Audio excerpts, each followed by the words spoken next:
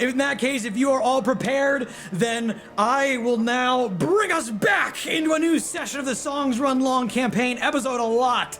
What is it, like 7 or 8 or 24? I don't even know anymore. It's too many to count. Regardless, when we last left off, our adventurers were just inside the attic of their, almost sort of like a crawl space, the biggest crawl space you've ever seen. All these little dust bunnies tucked away into these random corners of the attic, right above where they live, or at least I should say where they're staying put. Y'all know that you're inside of Romani's house, and you're not really own the establishment, but regardless, you don't own these undead either. And we last left off with y'all facing down as the Growlmock had been teleported through the doorway out to another place. The skeletons had drawn their weapons, bared them, and gone in for the swings to strike, just as Thako had asked, hey, you guys don't have any orders, do you? And with that, everyone, do you want to roll initiative now and we can dive on in? Yeah, I'll roll. It's one of those I'm things afraid. where I say it like it's an option, but it's not. Do I roll for initiative? Nah, not really. I think I'd get slaughtered. Looks like you got the init tracker bug there, Donovan. Can't see any of the minis. You can't see it? There they are. They just appeared. Freaking Tailspire. I tell you what, it's the best damn VTT we have, and I love it. All right, Gurak Vakar, you got a 19. That's going to put you pretty high here, but not as high as Thako with a 20. Thako! We've got Kyani at 5, and Rin, can you just roll for me as well? I know you're not present today, or currently. You'll be here later, I'm sure. 8. All right, that puts you. I'm going to have to, in my mind, everyone remember that Rin is after the skeleton guy named Cloaked. All right, Thako, you ask them the question, and you are first up in the initiative order. You watch as the big, gigantic, armored skeleton goes to swing its massive sword down at Gurak, and sort of the combat begins. What would you like to do? I am not okay with this. I conjure forth memories of the Infinity Ape. Very well, you do so. And I start to channel transformation magic, and I suddenly fall through the floor, and then I emerge from the ceiling as the Infinity Ape. Very well. 3-point superhero landing. Very well, I'll give it to you. All your little gears go down underneath the floorboards, and then almost like you're playing a match of Smite, the giant ape lands down. Ooh. I think that's all I got. Very well. But I'm real mad. I'm gonna beat my chest and look at the knight with the horns and just challenge him with a roar. I love it. As any good kaiju does, as soon as the next kaiju enters the battle, it turns away from Gurak and bears its mighty greatsword in your direction instead. Wanting to, of course, fell the big guy first. But Gurak, good news for you. It's your turn. You get to do whatever the hell you want unimpeded. Well, No way! I don't know. There's like 5 undead around you other than that. But whatever. I'm about to make them 5 really dead. Oh, okay. All right. Wait, I'll go hold under. on. I'm smarter than this. Wait. Let me get the wild magic surge chart now. That's right. Donovan, while you were doing this, I have a quick question for you. Sure. Were my apey antics loud enough for a certain Aarakocra to possibly hear? It might have been. Sure, It might have been. We been. left off last time. Sorry, come again. What'd you say, Ren? Pretty sure he did sending before we left off. Oh, I did thaumaturgy. Thaumaturgy. He raised his voice Yeah. and shouted really loud for you. Yeah. Okay. Yeah. Sorry, forgot I did that. All good. All good.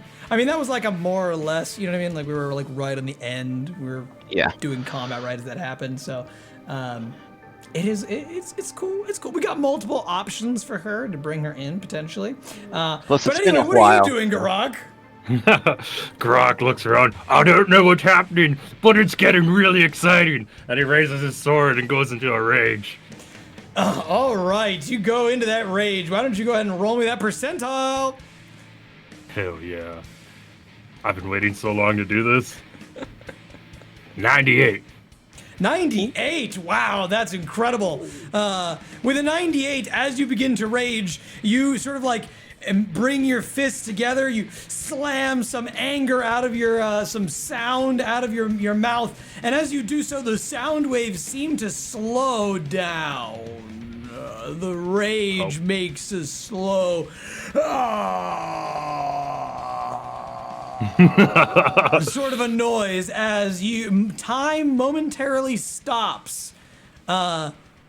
Congratulations. Roll me 1d4. Oof. 3. All right, you may choose any 3 creatures around you, and for them, time momentarily stops. I'm gonna choose the big guy, and the 2 skeletons around the Infinity Ape. Very well, you do so. Your rage slows everything down to a crawl. They slowly begin to, like, the strange necrotic green light in their eyes, like, goes away, blinking for a moment, reopening as everything seems to be, you know, sluggish for them. What else do you want to do? I'm gonna use an attack action on this skeleton behind me. All right, you turn around, do an about face, bring that mighty flaming great sword, long sword up into. Wait, yeah, great sword. The 16 does in fact breach. Roll damage. For an amazing 13 plus 2, 15 damage. All right, you deal 15 damage as you cleave into the back of the skeleton. You find the skeleton a little bit more resilient than you might have anticipated. For as your big, mighty chop, you give like a big downward swing, it clashes into the ribcage, breaks through one of them, but then the other bone, almost like hard as steel, seems to stop your blade. He's still up and ready to rock. What else do you want to do? For my next action, because I got 2 now that I remember. Yeah. He's gonna take the sword and try to cleave him in half. Go With a 24 to hit. 24 easily breaches. Roll damage for that puppy. Not so impressive. Oh, 8. 1, 2, 3. We're counting here. Yep. You get 6 damage as you cleave into the side, breaking into the hip bones. But this guy is still up and ready to rock. He looks over to you, his like skeletal face. You see one singular tooth randomly fall out as it wasn't quite so tightly embedded into the skull. And then he sort of takes his sword and then does this scraping motion against his teeth as though he had a tongue. He was licking it. Some remnant of the person that he might have been in a former life. What else would you like to do? Believe I'm gonna end my turn there. All right, you do so. We go to the Death Knight, which is not, in fact, for those of you at home, not actually a Death Knight. That's just the word that's being used on the screen. I'm not sending them against a challenge rating 3 times. 17. Yeah, that would be bad. Yeah, I wasn't gonna say the number, but you got it right on the head. It is 17. But I see someone knows their monsters. Well, luckily for you, this guy is currently frozen in time. You do hear a strange noise as he begins to take his turn. There's sort of like a cracking sound, almost audible like thunder or lightning nearby you. Sort of a booming noise, and somebody that says, off in the distance, "No!" We then go to the skeletons, and that repeats 2 more times as the strange yell echoes out, and then the other 3 are going to level attacks at you. Gurak, are you ready? Let's go. I'm ready to cut it in half. Cut it in half? They're gonna cut you in half. They could try. We're gonna find out. First attack here that we got against you is a 24 to breach. Oh, just barely. You take only 5 slashing damage as they sort of whip their swords along to the side, these sort of like short sword weapons. And then after that, you do feel a strange, like, stinging sensation. I'm going to need a Constitution saving throw, but if you don't mind, I'm just going to do my attacks, and then I'll get to that in a second. Yeah. Then we got a 13 to breach. Matches. And then we got a 21 to breach.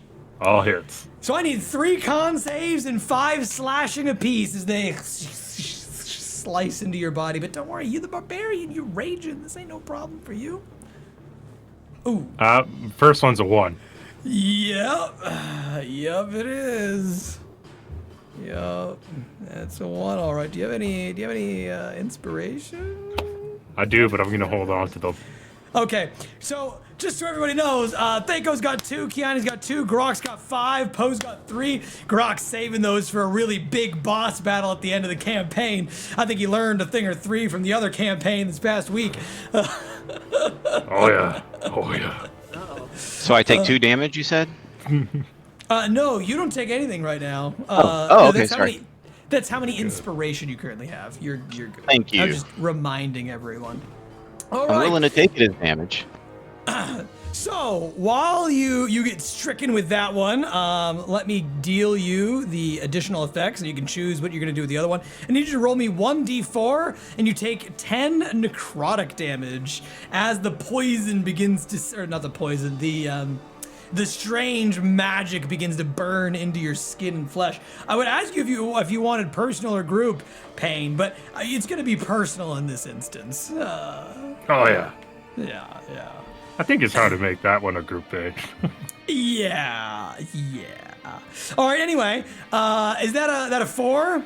That's Congratulations, my friend. You are stunned until the end of your next turn, as the strange bile-like acid stuff begins to worm its way into your body. It just sort of it keeps you unable to move or do anything. Now, the good news for you is that I rolled all the hits before I made you do the con saving throws, which means that you don't take the double damage for the auto critical hits that you would have gotten had I just done it the normal way. So, yeah.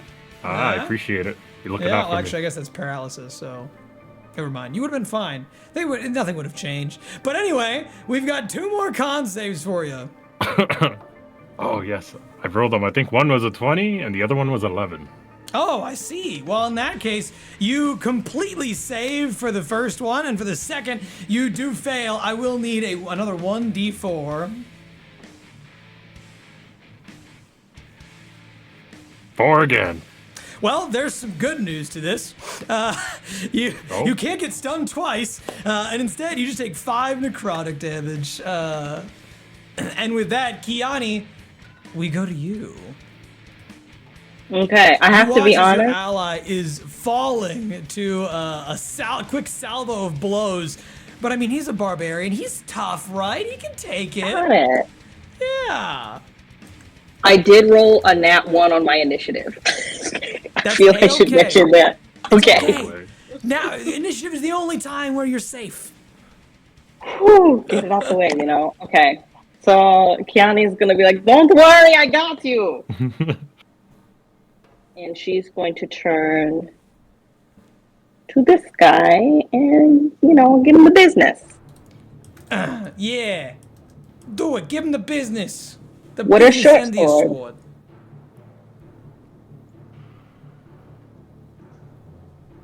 First attack is a 17 to hit. 17 will breach this enemy, as he seems to care little for his defense. He cares only about bringing your souls low.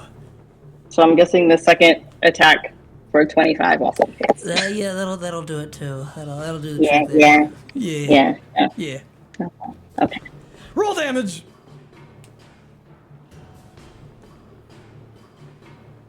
Gonna be 12 on the first one and 7 on the second. All right, you swing your weapon once and twice, and as you deal a good old 19 damage there, you can see that you slash one of its legs off, the shield gets battered, your sword sticks in there for a moment, and when you pull it away, his arm yanks off, pop, onto the ground, and this guy looks fairly well injured at this juncture. He probably could not survive another salvo of your attacks. What else do you want to do, though? He's still alive. Do I use my action search? I'm gonna end my turn, but Kyani's gonna be like, "Isn't this great? I just figured something out. You can hit people twice." Thako, you already know how to hit people twice. Show 'em Yeah. who's boss. So I'm looking down at this little puny skeleton down in front of me. Yeah. And I'm thinking it's in my way right now. So I'm wondering if I can use one of my attacks to pick it up. Yeah. You mean it's With, like, a time locked. grapple. You can absolutely do a grapple.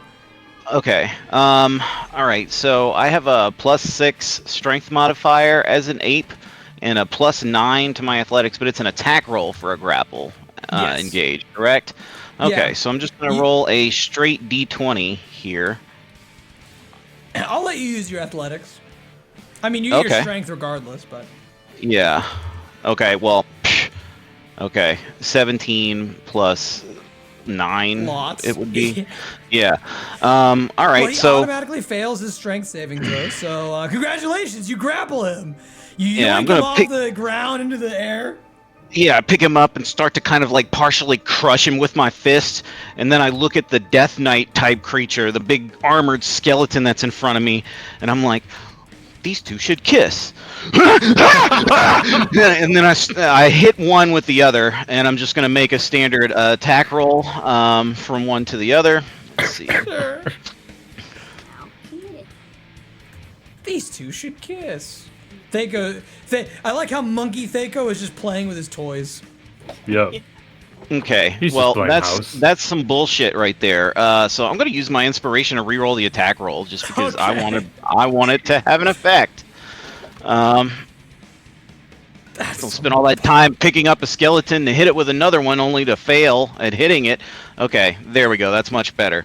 13 on the dice. That's a +9 to hit. Yeah, you're darn tootin'. And that's Okay. gonna breach. You pick up the bag of bones and you just begin smashing him into the face of the other guy. Go ahead and roll damage on him. I think it's some D12s that I get to roll, but let me. Oh yeah, it's D10s instead. Oh no. All right, so let's see. 3D10. Somehow my creature has negative 9,999 health. 15 total bludgeoning.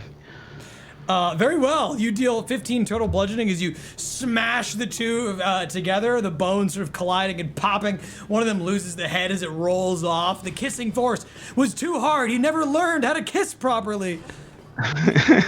Then I'm going to casually, at the end of my turn, reach out over the ledge because it's within arm's reach. Yeah. And then I'm going to drop the skeleton to the ground Very well. outside. You do so. You just chuck him out. You watch as he falls down the rooftop and just sort of clatters down onto one of the other ones. Just as he's beginning to come out of his time-locked trance. What else would you like to do? After that, I'm going to attempt to move outside, provoking 2 attacks of opportunity. It looks like in the process. You wanna give me 2 attacks of opportunity? Mm-hmm. That's so kind of you. Thank you. It's so kind of you. Inspirational. Unfortunately, both of the 2 that are nearest to you are time locked and cannot move yet. So. Oh, okay. Wah, wah, wah. Well, in that case, I am going to move out to the roof. As Thako would normally be like, Hey, excuse me, I'd advise you guys to duck. I can't do that because I'm a giant ape. Yes. So, I mean, I think you guys might be able to determine with precedence, what might be about to happen, and that'll end my turn. As you go onto the rooftops, you see shiny, glittery metal everywhere and big glowing lights. Ooh, it's exciting, tantalizing. As all of these metal soldiers, these big toy automatons, are filling the city streets around you. It almost might look like you're in some sort of a New York City modern place with all these bright lights and metal everywhere. Some of them even look up to your direction. They pause. They can see they're humanoid. Some of them are, as they're appearing out of the gears across the ground, have these huge jetpack wings, and they're just sort of like and begin launching themselves into the skies above you. Some of them wielding these huge energy blades and energy axes that are just bristling with this aquamarine-ish sort of greenish blue energy. There's a whole lot more raging on than just inside of this building. I will give one of the creatures that regards me like a passive nod as I'm climbing the side of the building, and then take a shit on the skeleton below. You drop a monkey dookie as you do. A few planes come in and begin shooting at you, but not doing superficial damage. You pick one up and throw it. There's always got to be a King Kong reference somewhere, right? No worries. From far away, as the Thaco is ending his turn atop the roofs, you see a gigantic ape back into the building where your allies had come from previously, on the other side of the canal, scaling the building, and you hear it roaring. Anything you want to do about that, just out of curiosity? Or you want to continue your conversation with the sailors? Still trying to get the passage to the ocean. Well, we're playing a really interesting game of lightning whatever. Strike. Yes. Yeah, lightning strike. So, yeah, I think that distracts Bo because he doesn't necessarily get the game. Yeah. So you're still learning. Yeah, he's like, okay. guys, and he points over. He's like, look, is that a monkey or an ape? The one of the sailors adjacent to you says, that thing there, it happens all the time in the city. Don't worry about that. It's like a standard Tuesday. Listen, I'm quite new to the city. I'd like to get a closer look at it. Has your captain returned to the ship? We've been really interested in this game. I don't know if he might have slipped by us or. One of the sailors turns back to you. Sorry, continue. No, he's like, is he still on the docks, or has he come back to the ship? The one guy looks down at the watch that doesn't exist, looks back up at you and says, it has been precisely 6 seconds since the last time you asked about this. True, it has been 6 seconds. The captain has not returned to the ship yet. These rounds are lightning quick, am I right? The sailors all begin to laugh and chortle at your joke. The other one sighs inwardly, sort of. All right, I see what you mean. That there, I believe, is a super monkey. He is a super monkey, and I have never seen a super monkey up close. Would it be great to see one up close? I mean, would you guys, a new friend like me, I'd pay handsomely for you to take me over and see that. No, you're good. You can go right, if you want, you can go right across the canal to the dead side of the city. We'll stay right here. Oh, it's fine. My wings are so sore. You have freaking wings. You don't need us to escort you. Well, okay. You stay and play your game. I'm sure you guys will enjoy that without me. What do you mean? You can't leave mid-round? Well then, the only reasonable thing to do would be to set sail and we'll play our way over. That would require... No. We've been over this. This ship ain't leaving the port until the captain's here. Well, listen, I'm not too tired to fly just on shore and maybe go speak to your captain. The sailor, like one of them sort of throws the cards down and around the other ones, and says, "Fine then, if you're gonna be so naughty nosy about it, then I'm just gonna leave right now, stop the game, and get the captain, and then we'll deal with your freaking gold. How's the sound of that, eh?" Well, how's my gold sound to you? It's freaking nice. And he just gets up and begins to walk, angrily stewing over towards the captain. One of the other people, who's been sitting there somewhat calmly the whole time, looks up from his cards, looks over at you and says, "He always finds a reason to walk away when he is losing the game." And he takes the cards and just throws them down folded. Poe says, "Don't worry, I've been keeping score. I always keep score." With that, Gurak, we go to you. Right back into the middle of all these undead. You're stunned. Can I use a bonus action, or I can't do anything at all? In our game, you can't do any movements, and you're gonna automatically fail, like, strength and dex, and you can't use any actions or reactions. But hell, you can make a bonus action if you want. I will.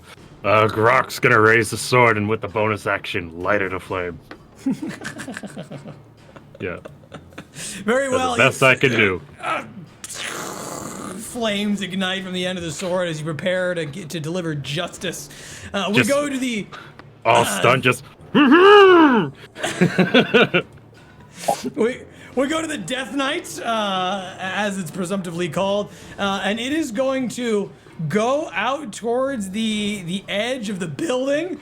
It's going to reach up towards the top, and it's going to climb its way one level up, getting closer to the monkey. As he gets up atop of the building, looks over to where the monkey's butt is, and just takes the big mighty sword and...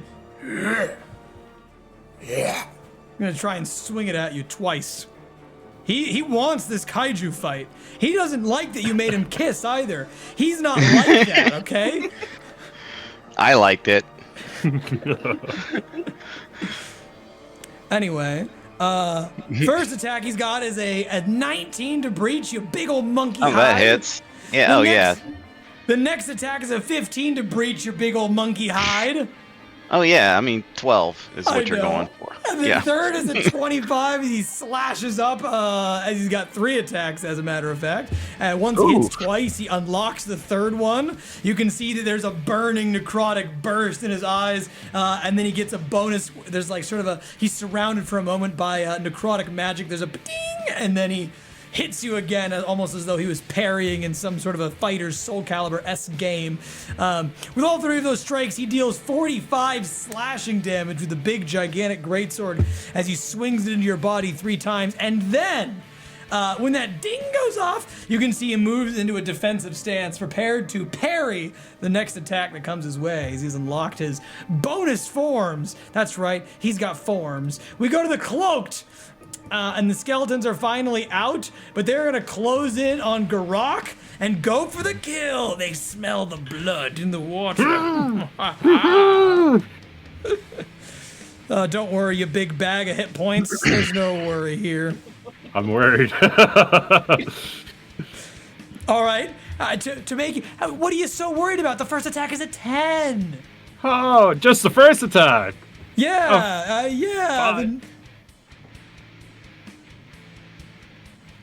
I'm really sorry about it, okay? I bet you are. I bet you're so sorry. I'm really sorry about it. Gurak fused it in his heart. It's a critical success. It's a nat 20. But anyway, so that's gonna hit. You take 10 slashing damage, and you need to make another con saving throw.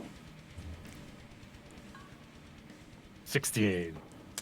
16 is good. You resist. So there you go. None of the bad stuff. We've also got a 17 to strike you. That hit. You take another 5 slashing damage, and finally we got a 12 to hit you with the last attack. Oh, the last one missed. See, there you go. There you go. It ain't that bad. It could be way worse. So he strikes out. The con save succeeds on that next hit, and you are clear and out of here. Kyani, we go to you. Okay. I'm going to attack the same fella Yeah. first with my short sword. I'm so Shock, I excited. know. 13. A 13 breaches their armor class. They don't care about Yay! defense. Go ahead and strike. They're literally skeletons. Okay. And that's gonna be an 11. Ooh. As you slash into this guy, dealing 11 damage, you take the head of the skeleton right off its body. There's a necrotic burst of energy, and then it still, with its one singular arm, is barely alive. It wildly swings, but you can swing back. Okay, I'm gonna hit it again.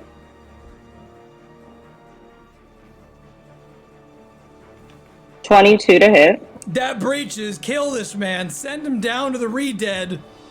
Wow, 12. max Yeah. damage.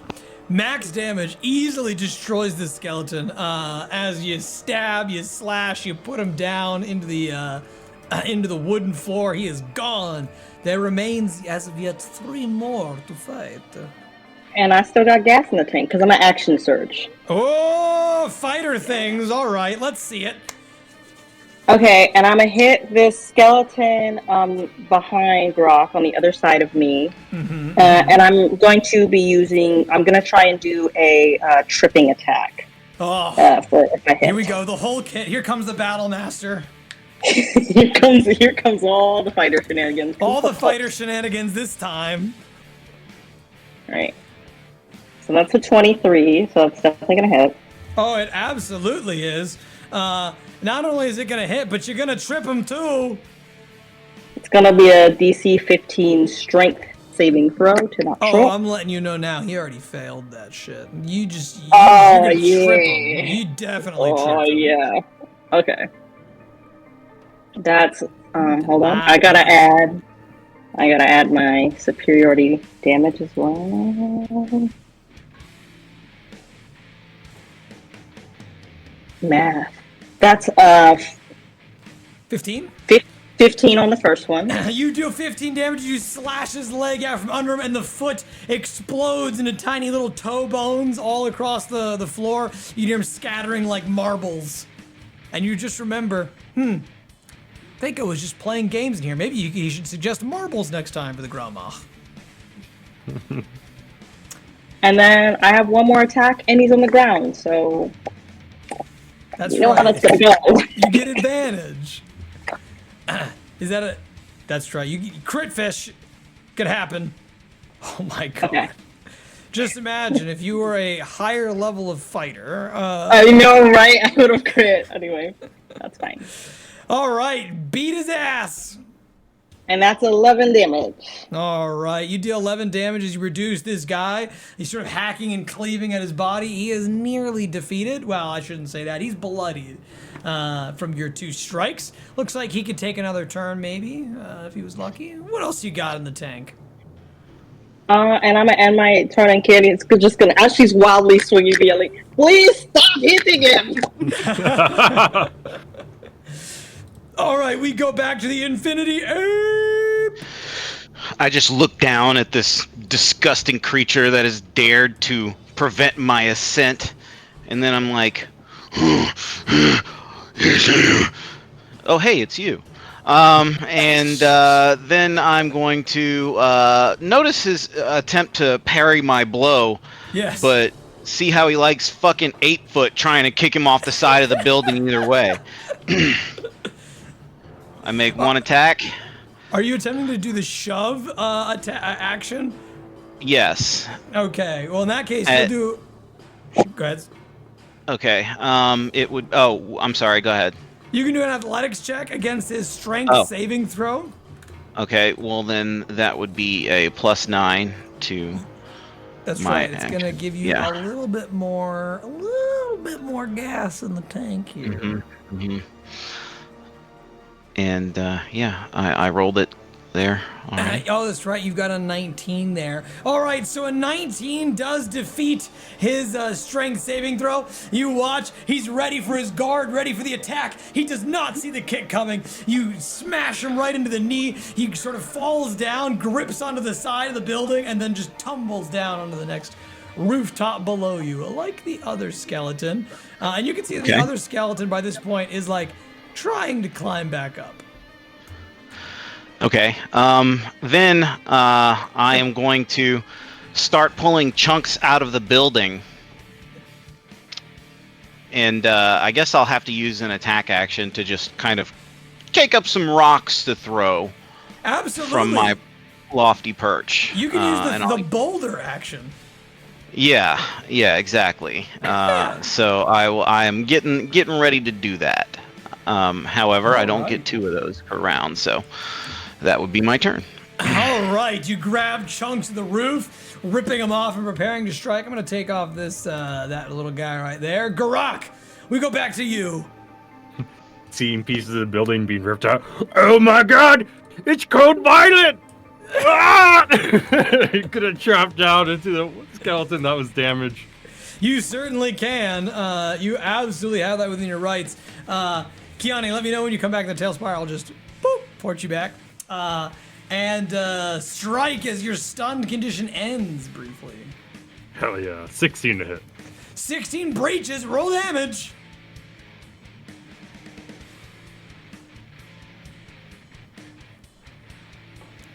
+11 + 2, 13. And plus the fire, I think it's 2d6. You got some real nice work or damage cut out for you with the flame tongue greatsword. Mm-hmm. Whatever DM gave that to you was foolish. Grand total of 21 damage. All right. You deal a huge, massive amount of damage as you slash into this guy, dealing the fire sort of bursting along to its skeleton. And you watch as he indeed bursts into cinders, and he is killed. He is defeated. No more stoning me! And then he turns around again to the original skeleton he hit before to finish the job and try to cut him in half. Go for it. Ooh. I don't like that. 8. Yeah, you go to swing back around, but your attack is so slow and heavy after just doing a swing with the greatsword that it becomes a very easy, effortless block for the skeleton to just sort of. He doesn't even really try to that much. It's almost like you hit his weapon more than him. Maybe you were play fighting lightsabers like a young kid, you know? You just kind of forgot for a moment. Well, hold on, wait, I actually want to kill these guys. Whatever the case, maybe it does not breach. What else would you like to do? I'm gonna bonus action take out my hand axe and I'm gonna bonk him on the head. Just dank. 2-weapon fighting. Go for it. This time with a 19. 19 breaches. Make that attack. 6. Oh, plus 8.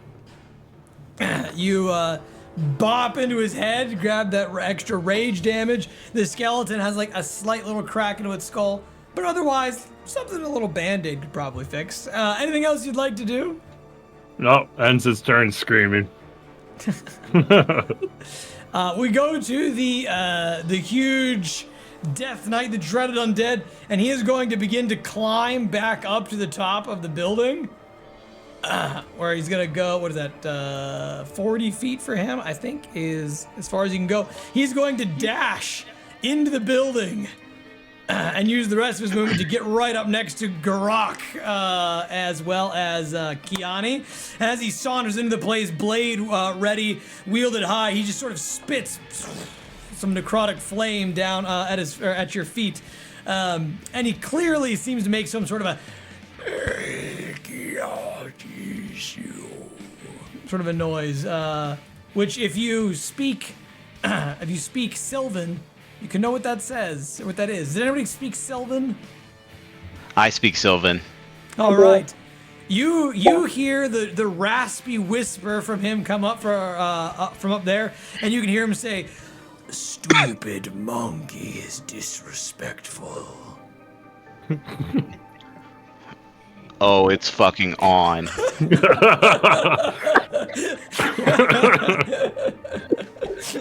Anyway, the other cloaked skeletons, they've got it out for you, Gurak. You're the one that they attacked first, and they ain't gonna stop until they put you down. All right, Come on. first attack saves. Good thing there's many of them there. Saves him from that nat 1 he just got. The advantage gives him a 13. He hits. He does. He also, the other guy gets a 20 to breach. So they slash. You need to make me 2 con saves. They deal another 10 slashing damage. Big old bag of hit points. Oh yeah. A 9 and an 18. We love it. And from your double 4 earlier, I'm going to, I will let you re-roll the 1d4, but your chances of getting stunned have increased due to your nat 1 earlier.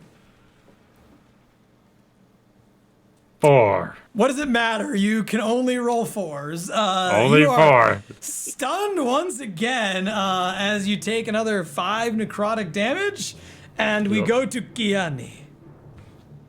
You see that your friend is underneath the salvo of assaults, and now the big Death Knight presence is back.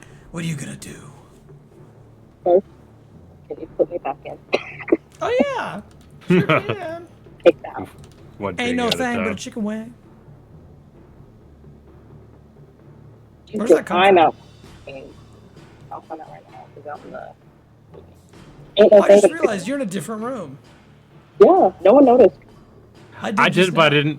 didn't want to say anything and interrupt. No one cared, I guess. I like those pillars behind you.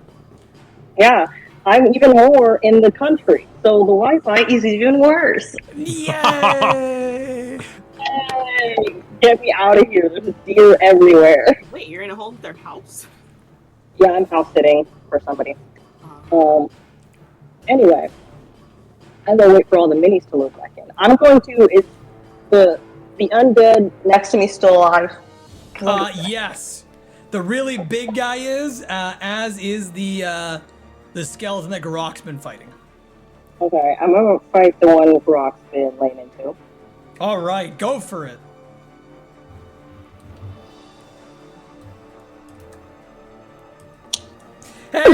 Hey-oh! There we go. That's our first critical success of the evening. Go ahead and would you like personal or group success? Did you slash up the guy? I feel it is only appropriate to have group beds. Right I now. agree. I agree. So, damage for that.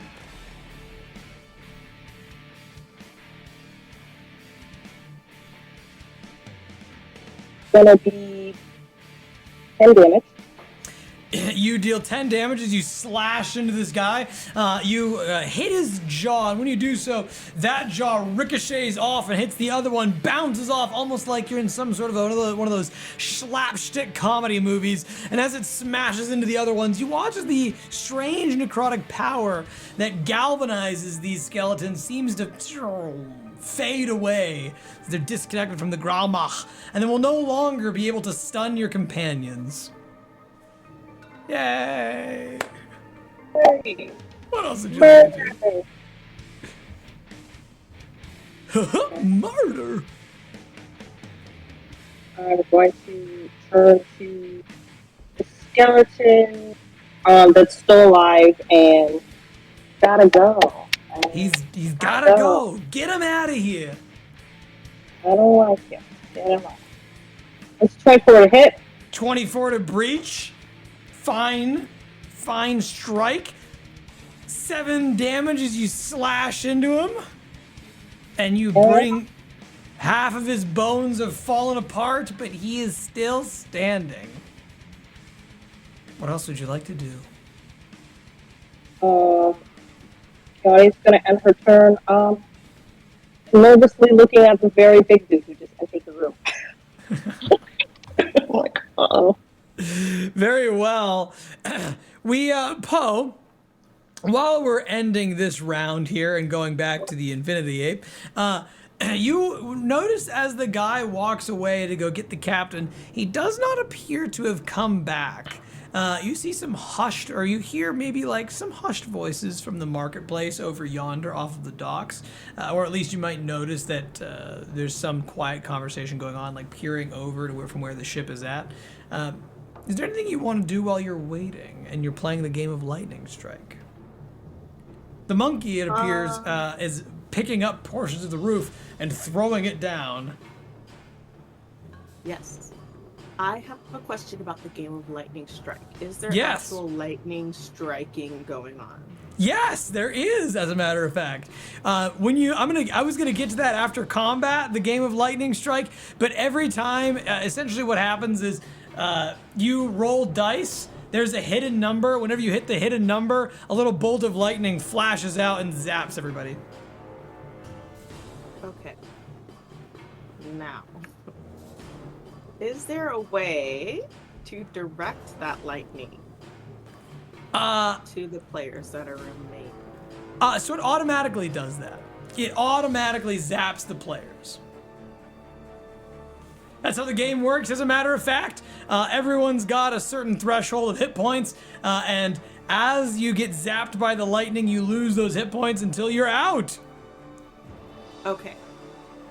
So with one person having walked away, Yes. how many players are left?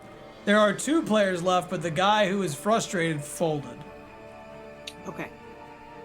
So I am actually going to. So there's only one player across from Poe, That's right.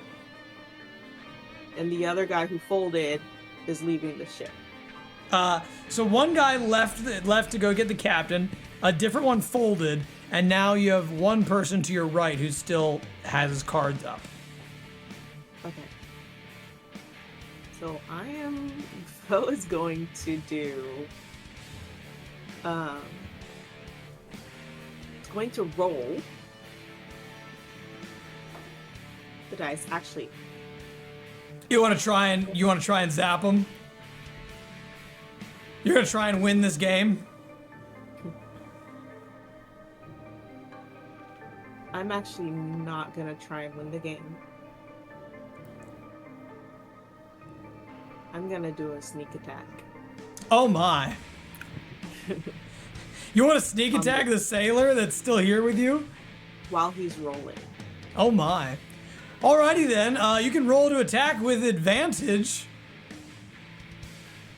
Because this is a sneak attack. Wow, boy is he surprised. If you were a rogue of the assassin tree, you would just do like 10 trillion damage right now and insta-kill this man. I mean, Who says you're not gonna? I'm going on that path. Just saying. Have assassinate. So, Yeah, what's your attack roll to hit? let me see.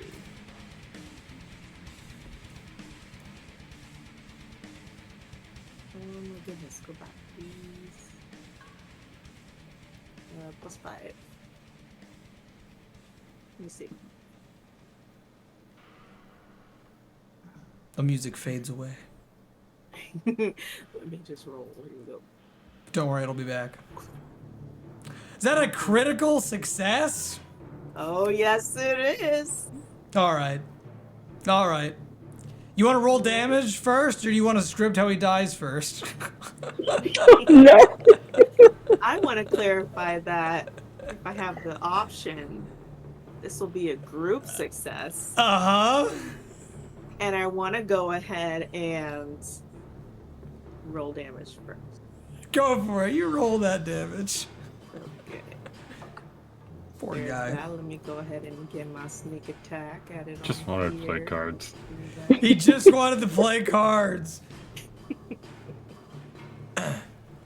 And you get to double the sneak attack damage too? It's so good. It's Wow, so so good. I can roll that again? Yeah, Oh, no, you double roll that it, so- again, you sneaky rogue, you. Alright. Great, nice. 34 damage, 1 strike. How does it feel to do more damage than the Infinity Ape? feels great. I'm gonna go see that egg in a second. Disgusting. You were like playing a Very game nice. of cards. You picked up. He's like this big monkey going, slamming his fists into things, ripping up buildings, and you just sort of took out a dagger and went, give him a little shaving cut. All of his blood suddenly gushes out of his body like an anime. It'll make him the right place. I'm just gonna give that a golf clap. Boy, Faye. The man instantly dies as the blood spews out of his neck. He falls down onto the ship. The other guy across from you, he starts getting the blood spewing over his face. You watch gets thrown overboard.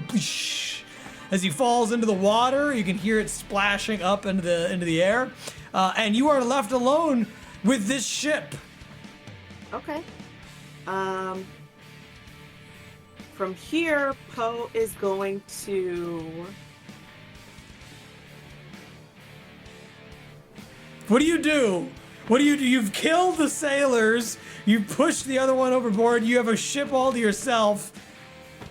What do you want? What do you want? You want my wallet? Take my wallet. I'll send you my money. No. I'm going to let loose the sails and cut the anchor, actually. I don't know if you I'm not can... strong enough to weigh anchor. Well, I guess you could probably, throw the whole thing out and,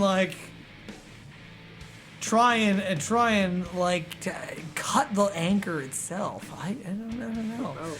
Good news for you is that it's not entirely anchored as much as it is roped onto the docks here, so you can just slash the ropes and do that. Yeah, that's what I mean. All right, you go ahead. You start to take this ship sail. We're gonna get back to that in a moment, because that's gonna be more than a turn of combat. And in the meantime, team, I don't know what you're gonna do with a ship, but I think you're about to get a ship. Infinity Ape, we go to you. Okay, so like an upside down head sort of emerges from the lip of the ceiling, and I just with my orange frayed hair just sort of dangling there like icicles and frost, I just kind of look towards the Death Knight type creature, and I give him a big ape grin, and then I'm like, oh, This is really convenient. As a matter of fact, too convenient. I scramble up to the top of the building itself, and then I turn around and, looking at the spot just above where that creature is, Yep. I'm gonna jump up into the air, and the sun behind me makes me kind of just black out for a second. I'm because I got fucking huge leg muscles. I just get a good fucking leap in, and then just come down on that point of the ceiling hard with my feet, just like a fucking classic DK smash, Yes. just Yes. right on the ceiling area, about right. I'd say about right here-ish. Yeah, you got it. I know what you're going for. I'm good at what you're throwing So, down. attempting to, yourself. of course, bring the building down upon this creature, and that would be one of my attacks, unless you would make that require both of them. No, you're good, man. You leap up into the air with monkey fury, slamming your hands down. You crumble down through the roof, smashing into this guy as well as yourself. You go ahead and roll the hit. Well, don't roll the hit. You already hit. You Okay. can roll some damage. I'm gonna add some fall damage to you and him. Alrighty, let's see. That's gonna be 3d10 plus 6 for that attack. Okay. You do an additional 16 bludgeoning as the whole roof collapses down on top of him. I'll take it. Oh, 2 1s and a 7. Hey, I'll take that. But also, looking behind me and looking at this creature, and what now, motherfucker?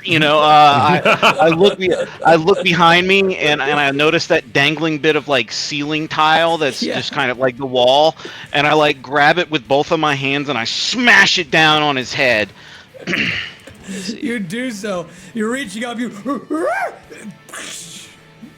16 to hit on the dice, so that's +9. I think that's gonna 25 do it. easily Yeah. breaches that armor class. Roll some damage.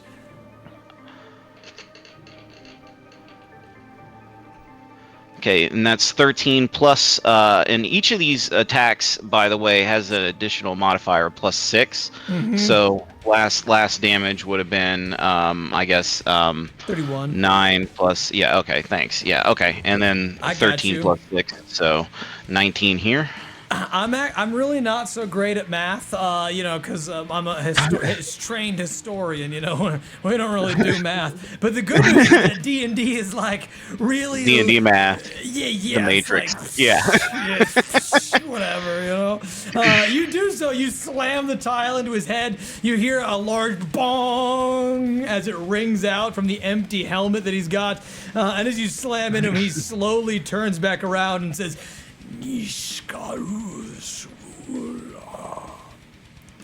which in Sylvan, of course, is, "You bastard! I was gonna use this later."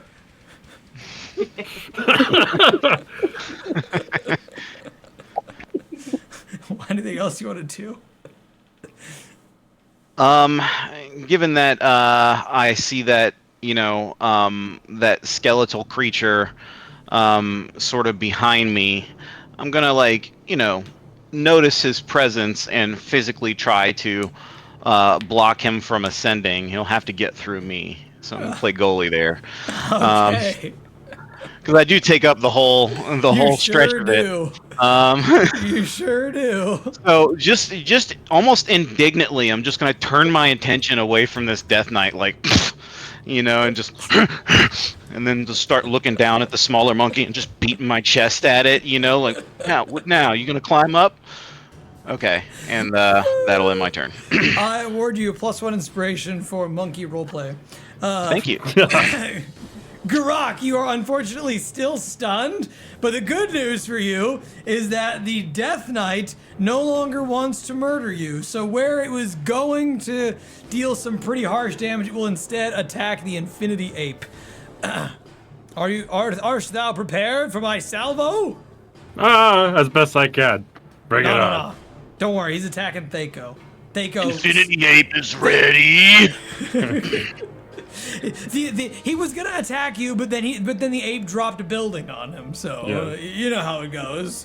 Comes through the building, just like, go purple!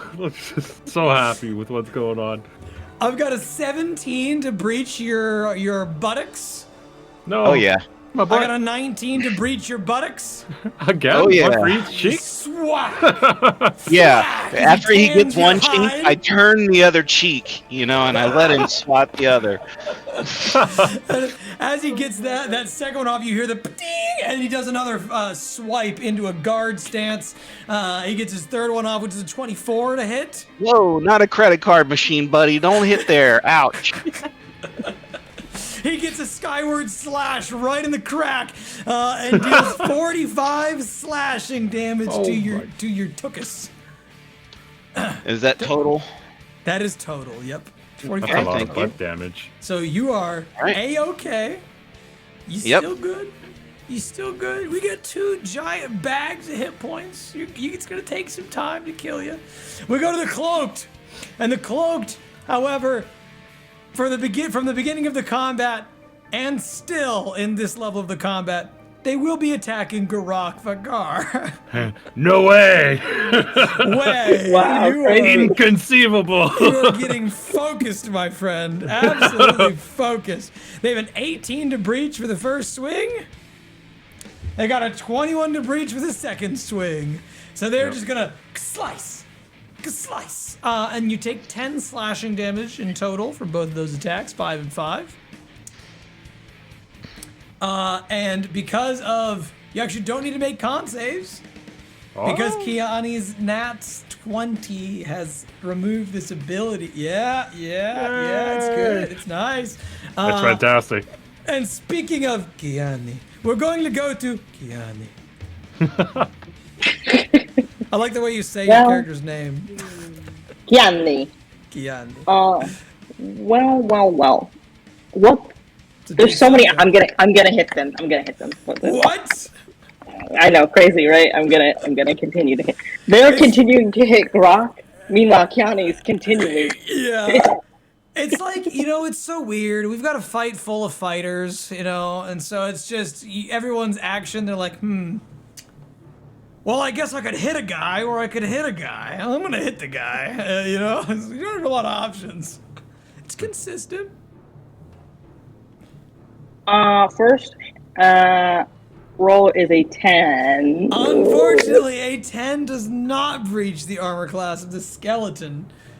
It just very easily blocks the attack. So how's a 12 though?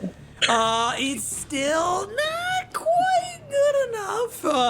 And so you hit the sword twice as you clash against the steel upon steel.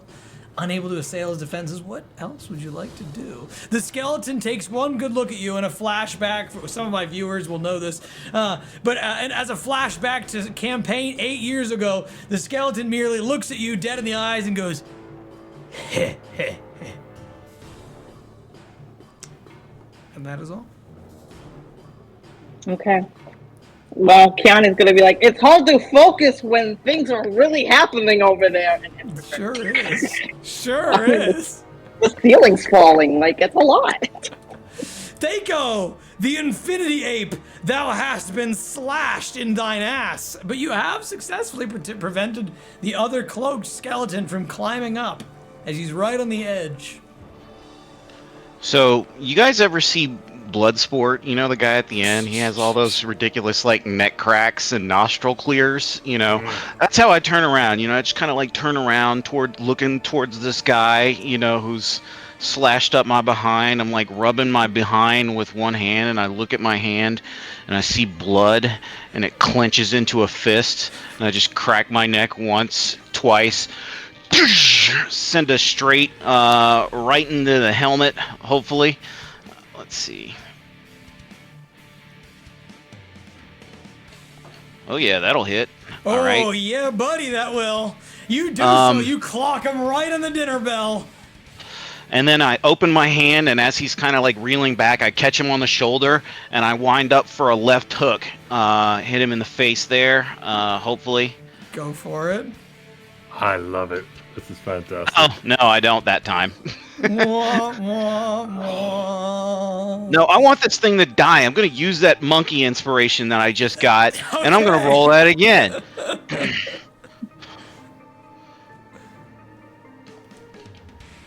Much better. Okay. So that's going to be 60, 10 plus 12. I'm going to go ahead You and dang those right. up. That's a lot of damage. Nice. You fire some rocket-powered punches into this guy, and when you do so, you get a nice resounding dong and another dong as the helmet spins one way, then spins the other way, and when you're done, you can see the thing just sort of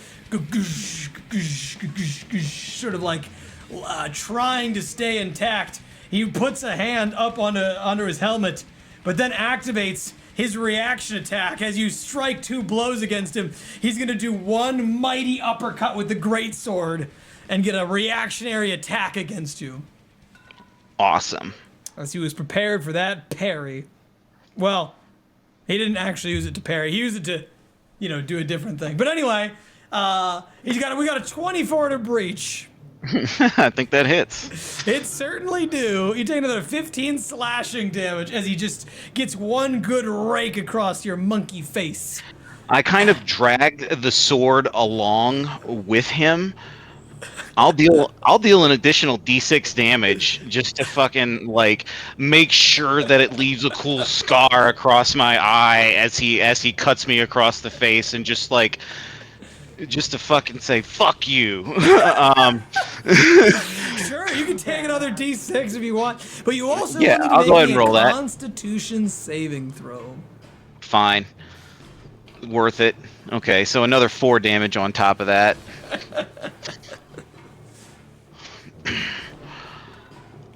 Con save.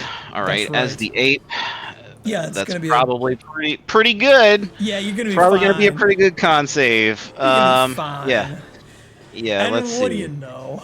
Yeah. You're fine. Yep. I'm okay. You suffer no additional ill effects from his ill blade. And what else would you like to do, Thaco, as you ring that dinner bell and you try and bring him low? I take out the monkey eye he just gouged out, and I squash it in my fist, and then I look at him and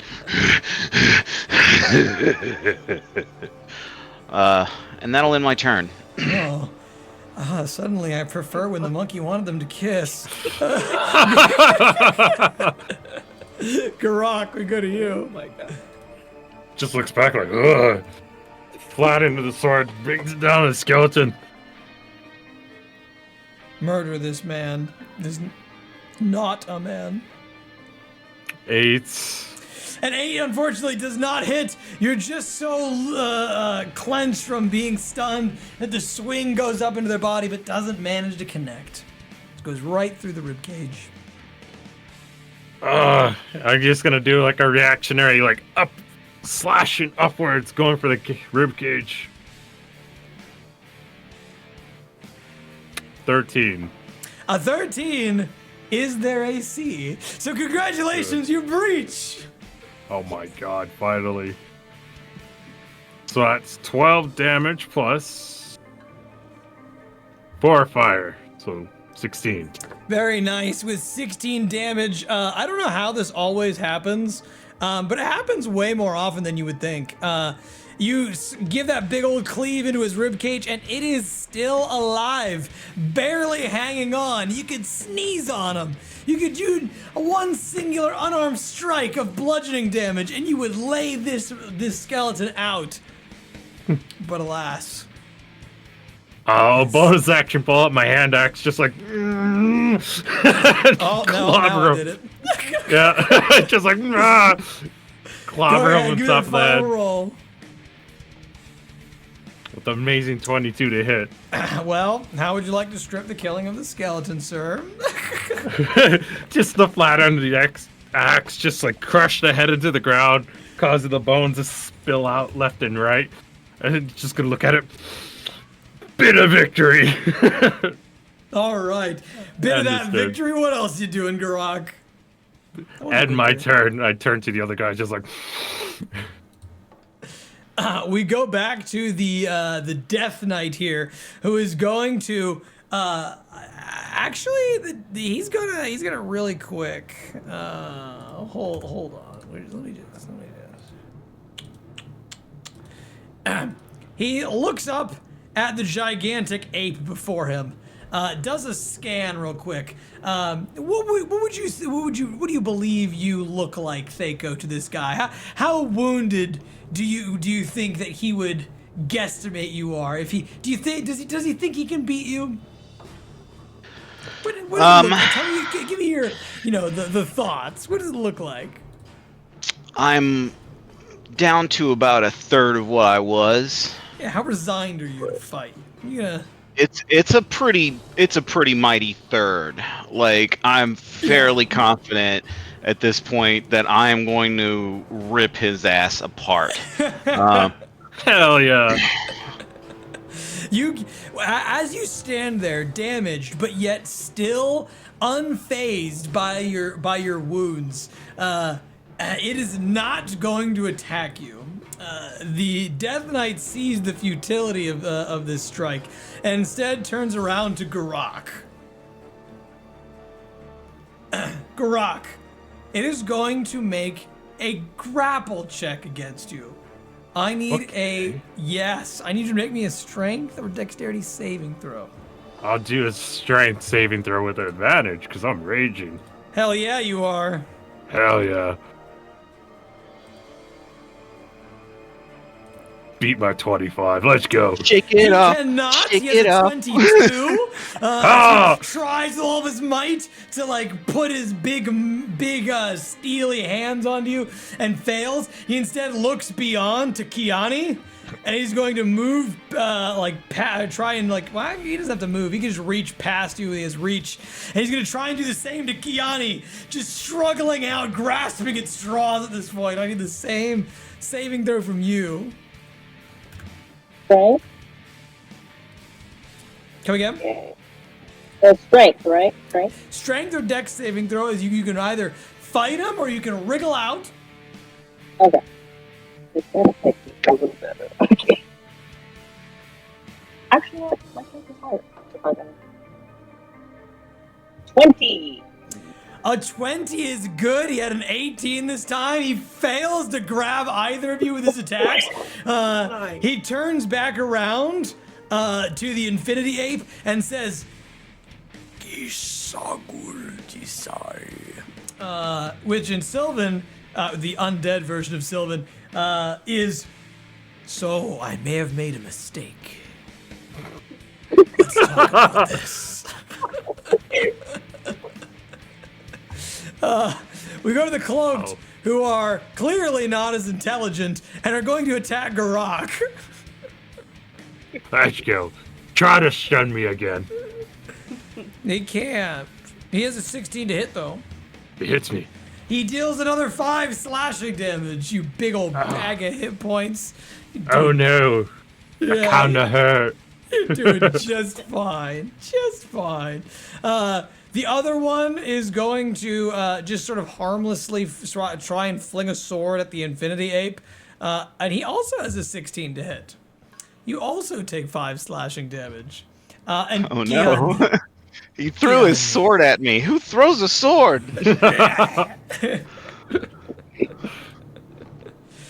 They're not smart.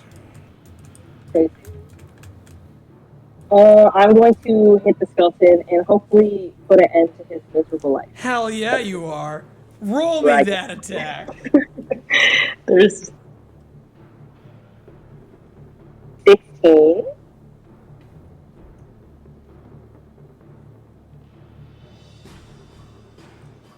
So 7 damage on the first one. Nice! Very well. You do that 7 damage with your second attack with a 26. You easily breach again. Roll damage. And the 7 again. Consistency is key. Nice. This creature is still standing, however. It has not yet been attacked until this turn, so what else would you like to do?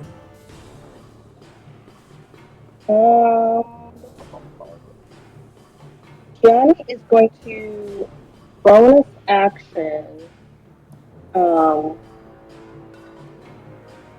disengage. Uh-huh. And she's going to take a couple steps back because she doesn't want to get grabbed again, just in case. That's a fair assessment. I wouldn't want to get grabbed by the Death Knight either. With that being the end of your turn, we go back to Thaco, the Infinity Ape. So I'm going to sidle as far over to the side here. Can I get into flanking? Am I flanking this thing with Gurak right now? Yeah, flanking for the purposes of our games will be anytime you and an ally are pointing at the same creature. So you actually will not have advantage because Gurak is facing a different enemy. But if Gurak turns around to fight the Death Knight, then absolutely you'll be flanking regardless of what sides you're on. Just so that I can get rid of the ladder. You know, I don't want to get the ladder thing going. I think I'm gonna be okay either way you cut it. But so. Gurak, feel free to go in for the kill if I don't get it here. So, like, looking at this creature that comes from death, yes, noticing the fear in its voice, in its countenance, afraid of what lies beyond, it's reckoning with a creature that does not.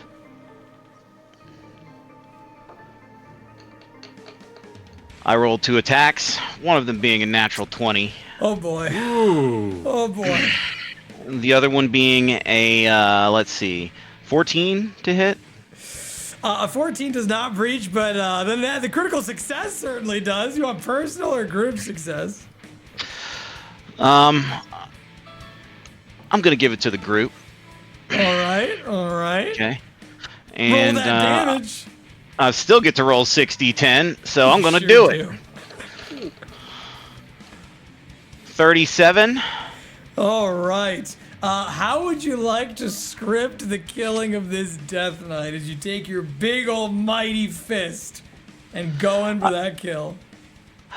I like reach out to him and I like grab one of his horns with one of my hands and then grab his sword arm with my other, and then just like looking at him like dead on, like beyond whatever lies beyond the visor, I sort of just kind of like step forward and impose my weight until he's like below me, and then I just in one swift yank just pull his head and his arm off at the same time. Yeah, that'll freaking do it. You do so, and as you rip the head off, you watch as something strange begins to happen. The head being dismantled or disfigured from the creature starts to glow. It starts to burn. You can feel a little bit of fire that seems to be burning out of your palm. You open your palm up and see a flame skull hovering inside as it takes on its second form, the second stage. All of the armor falls onto the ground, clattering below as it's destroyed. The singular skull looks up at you and says, heh, heh, heh, attempting to get the last laugh. This isn't my final form either. That'll end my turn. Gurak, we go to you! The other skeleton directly in front of me. I just looked at him. I'm gonna make you like your friend. And he's gonna proceed to attack with his greatsword. You're gonna try and rip his head off, huh? I know, right? Surprising.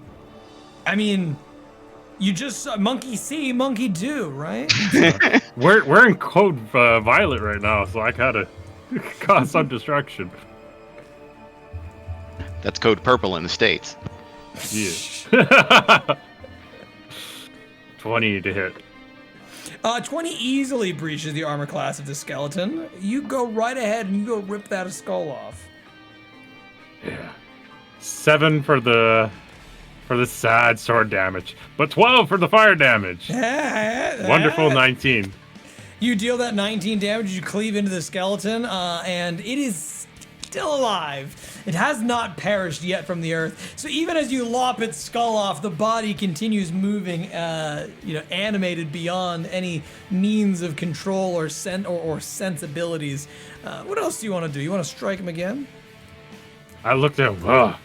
Whoa, that's just wrong. And then I'm gonna turn away from him, and I'm gonna see the flaming head. Like, whoa, that's even worse. And then it's gonna take a swing at the head. Sure. All right, go for it. Double team, tag team this flame skull. Hell yeah. Can I have this miniature? Yes. 16 to hit. Oh, no. Okay, thank you. Maybe. Hold on. I'll have to talk about it later. All right. Yeah, I know. It's weird. Weird scenario. Not the usual.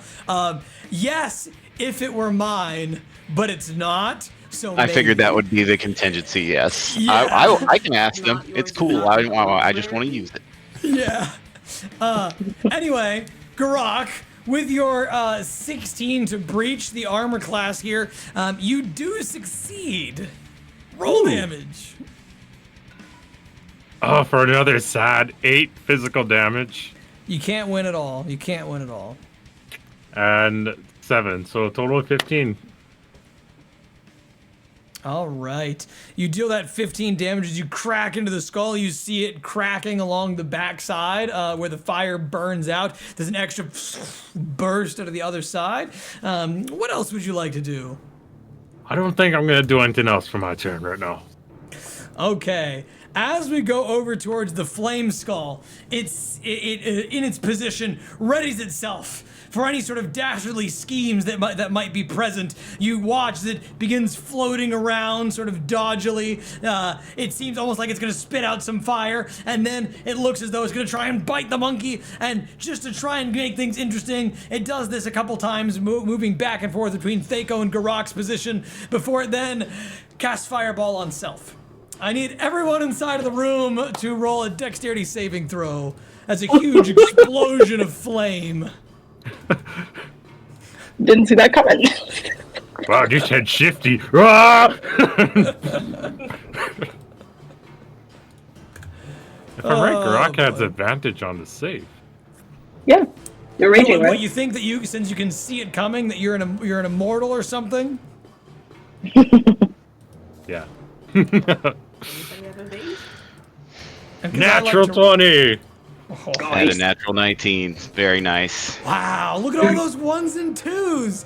It's not even Yes. a big deal. It's not even a big deal. You get only 15 fire damage for, what is that, Gurak? No, you all passed. Oh, maybe not Kyani. Because I got a 14. Yeah. You unfortunately do not pass with a 14. You were super close though. Saving throw the DC was 15 for that. So you take the full 15. The other two only take 7. The flame skull looks out with impotency at what it has done here, and it is going to run the hell away. And it's gonna try and go out of the window. I'm gonna Do we hit get it. opportunity attacks? Yeah, hell yeah, you do. Okay. Hit it. Can Yeah, I you try to do. grab it? Yeah, hell yeah, you can. Okay. That's what I'm gonna do for my opportunity attack. Is just try to fucking just clench it in my fist. Okay. Yep. Just like it's like a firefly, you know. I've caught these in the You jungle. gotta squish it. I Yeah. missed. My 2 suck. 19. No, actually, dirty 20 rather. That does breach, and instead of hitting the creature, you do grab it into the palm of your hand, and keeping it from going anywhere. You can feel the skull going, trying to speak as you have it clenched up into your big old mitt. It does not get away, and you can tell by the frenetic flames that burn up around your palm. It is very sad. A very sad skull. We go to the cloaked, who is going to continue to try and fight you. The first one is going to attack, you guessed it, Gurak Vagar. Oh, He has a 24 to breach your armor class. You take 5 slashing damage. no. The other cloaked is going to reach up and climb onto the back of Thako, and he's going to bite you. Yeah. He's got a You 21 can do it. to bite your Yep. fur. He bites me. All right. Now, are you excited to hear his improvised weapon damage? Yeah. He does 1 damage, minus Okay. 2. So is that still 1 damage? He tickles you on your backside with 1 damage, as he does seemingly nothing. Kyani. I reach up and pet him on the head over his shoulder. Well, I'll get to you next, little guy. That's very threatening. All right. Kyani is going to run back up to the skeleton and try and finish him with her sword. I would just like to say I am so upset that I got a higher fighter because I rolled like 3 19s. Hell yeah, they still hit. Dems be hits though. Roll Then damage. he hits. It's gonna be 11. All right. Like I said, you would be shocked at how often this happens in D&D, but you give him a good old sweeping strike, and it's just so close. He's so close. It's like the other skeleton could have killed him with his bite attack. What else would you like to do? I'm gonna hit him Bonus again. I'm Yeah. gonna hit him again. We gotta get rid of him. Finish him. How would you like to strip the killing of this creature? Kyani is going to cut the hand that, like, the arm that has the sword in it off, and then use it to turn it around and, like, skewer its head. Oh boy. right, all right. Chase. Lop the hand, skewer the skull, and the thing goes down. What else would you like to do? It seems as though there's 2 combatants left, but what bother could those possibly be at this point? She is going to bonus action dash and scurry over here, just in case. You're right. You never know what's gonna go wrong. Just in case. Good old scurry. I believe if that's your turn, then Thako, the Infinity Ape, we go to you. The palm of your hand lies the flame skull. All So, like, of the hopes and dreams. Looking towards Gurak, I like drop to a knee. I'm like all bloodied up. I got the skeleton on my shoulder, and I look to him, and I just like slowly, like with my nostrils flaring, start to just squeeze my fists with this creature trapped within. Would that count as an advantage attack roll? Because Gurak is looking at me. And I'll give it to you. Yep. Gurak just like, ah! Crush the skull. Natural 20. Hey. All right. I'm gonna go ahead. Yeah, I'm gonna go ahead and roll the damage on this to see if that kills it. If not, I'm gonna just continue to squeeze. Yeah.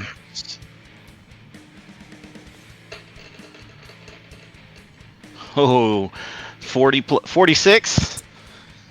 You crush this skull and it explodes in your hand.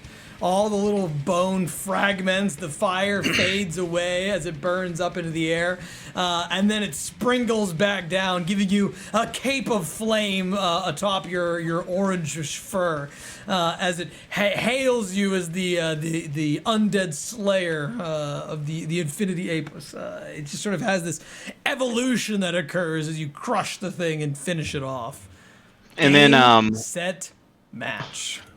with the creature that's on my shoulder, I guess he's technically engaged in a grapple with me, right?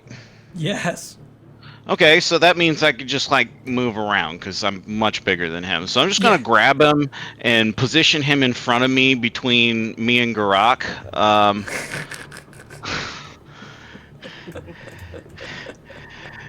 And then like looking to him and just like, giving him a big old like ape-like grin. I'm gonna like beat my chest like fuck yeah, because he's raging. And then I'm just gonna like bring down both fists onto this thing's head. It's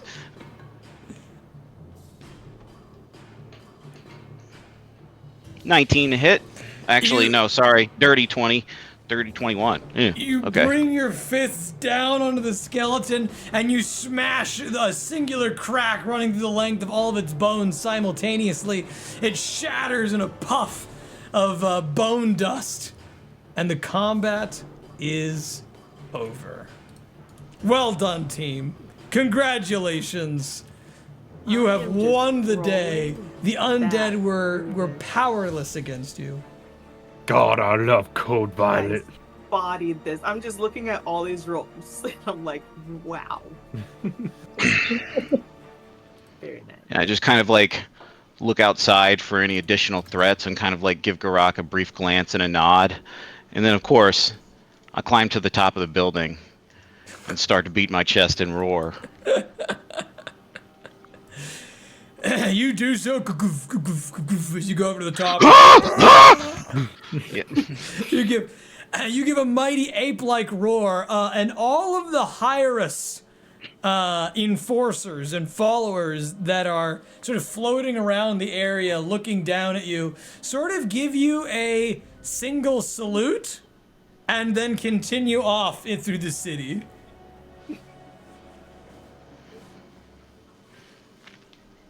All right, then I climb back down into the building, and then just sort of like as the situation starts to calm down, I, realize that there are no other threats and no one has dared challenge me again today. I shift back into the form of Thako. Oh, so that was fun. Oh, destroy another building, got totally successful. Yeah, I've got to go talk to the Grandmock. He's in his new home. How are you guys looking? Is everybody okay? I'm good. I mostly just, there was a fire there, which you know how I am with fires. We've all seen my history. But other than that, it wasn't really that bad. Oh, I'm totally fine. And it's just like bleeding. Ugh. Oh, okay. Oh yeah, maybe you not look like you. you're doing great, buddy. And I like walk over to him. I'm like, yeah, this right here, this is barely anything. I'm gonna cast the 3rd level cure wounds on one of Oh his my god. wounds. Thank goodness. So that's 13 healing. I do believe I have something though when it comes to healing. Empowered healing, yes. I can spend 1 sorcery point to re-roll any of those dice. And I think I got 2 1s in that healing roll. Got a No, 1? just You got 1 1? I'm gonna 1 2. I'm gonna re-roll the 1 and the 2. I'll spend a sorcery point for that. So let's see. That was I'm sorry, D8, right? Okay. Yep. Yes, All sir. right. Okay. 3 and a 4. That's better. You are granted your this healing magic, which is 17. And as that evocative red light flows out of his mechanical body and into yours, it's sort of like a jolt of energy. And you feel a little bit better. Your wounds begin to close up. The lashes from the undead begin to fade away. And you guys are safe and secure. Oh, I'll feel so much better. It's, yeah. I mean, you need any more? No, I think I'm pretty good now. It's like I could almost deal with 6 more skeletons. But I won't wish for it. Not interested. Well, I've got to go have a really important conversation with the tree guy. I'll pop back here in a few. Maybe you guys could check on our Aarakocra friend. We tried to summon her, but I don't see her anywhere around. So. Oh, is Poe still outside? Yeah, Poe. I don't know where Poe went, but maybe we go do a sort. I mean, it's birds, so like, how hard can it be to find bird person? They fly.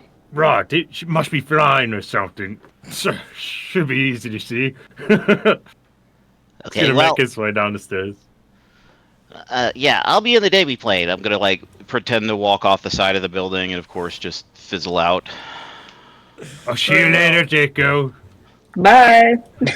Bye. Catch up with you all later. As y'all begin making your way down the steps, hey, Oh my god. hey, We're dancing. Whoa. hey, What's happening? hold the phone here. Where did it go? Bring it back. Just throw it in the ocean. It's fine. You go down towards this next level, and you can hear the sounds of like swing, swing, sounds of like almost like a bug zapper going on around the corner, back towards where you had last seen the wizard that you had slain, or not the wizard, the guard that you had gotten slain. I don't know. Should we go out by there, or should we come out by here? Because there's a lot of dudes out there, and they might want to take my sword. Yeah, that is a big problem. And last time you ran into them, you got a mutilation done to you that was pretty gnarly. So Yeah, I don't know. I mean, they can't skin me again. Maybe we keep like a low profile. They won't notice. I think they might still be busy. I don't know, trying to take over the city or something. Right, he's gonna turn the sword off, and he's gonna put it away, and he's gonna take out his axe. So much better. It's so cool that I can flip your mini like that to flip out the weapons that you have. Hell yeah. It's so nice. It's so cool. You do so. You flip the sword away. You bring out the axe again. Where are you headed to, team? The breaking of the fellowship. Gurak's gonna like notion towards the door. Head out here, Jay. Okay. Make my way. Open door. All right. As you walk out the door, team, we're gonna take a little quick break here because I've got to set up multiple different maps. There's 3 of you. There are 3 different maps trying to put you guys on. So like, get a snack, a drink, go to the bathroom, enjoy yourself. You know, whatever the case may be, I'll be here. All right, team.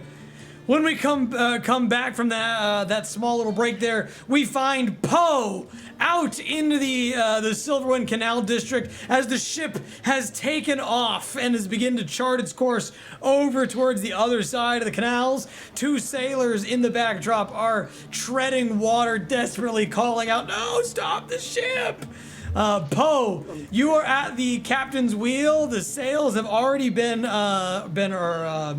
risen. You just slashed away the ropes and just tore the tiller off and began sailing away. You're not too far away, and you can see from the distance it appears as though the other sailor and the captain are quickly running over towards the edge of the dock to do something about this. What would you like to do? Just gotta keep sailing. Do you have where's our heading? I'm going straight for that monkey that I saw. Going straight for the monkey.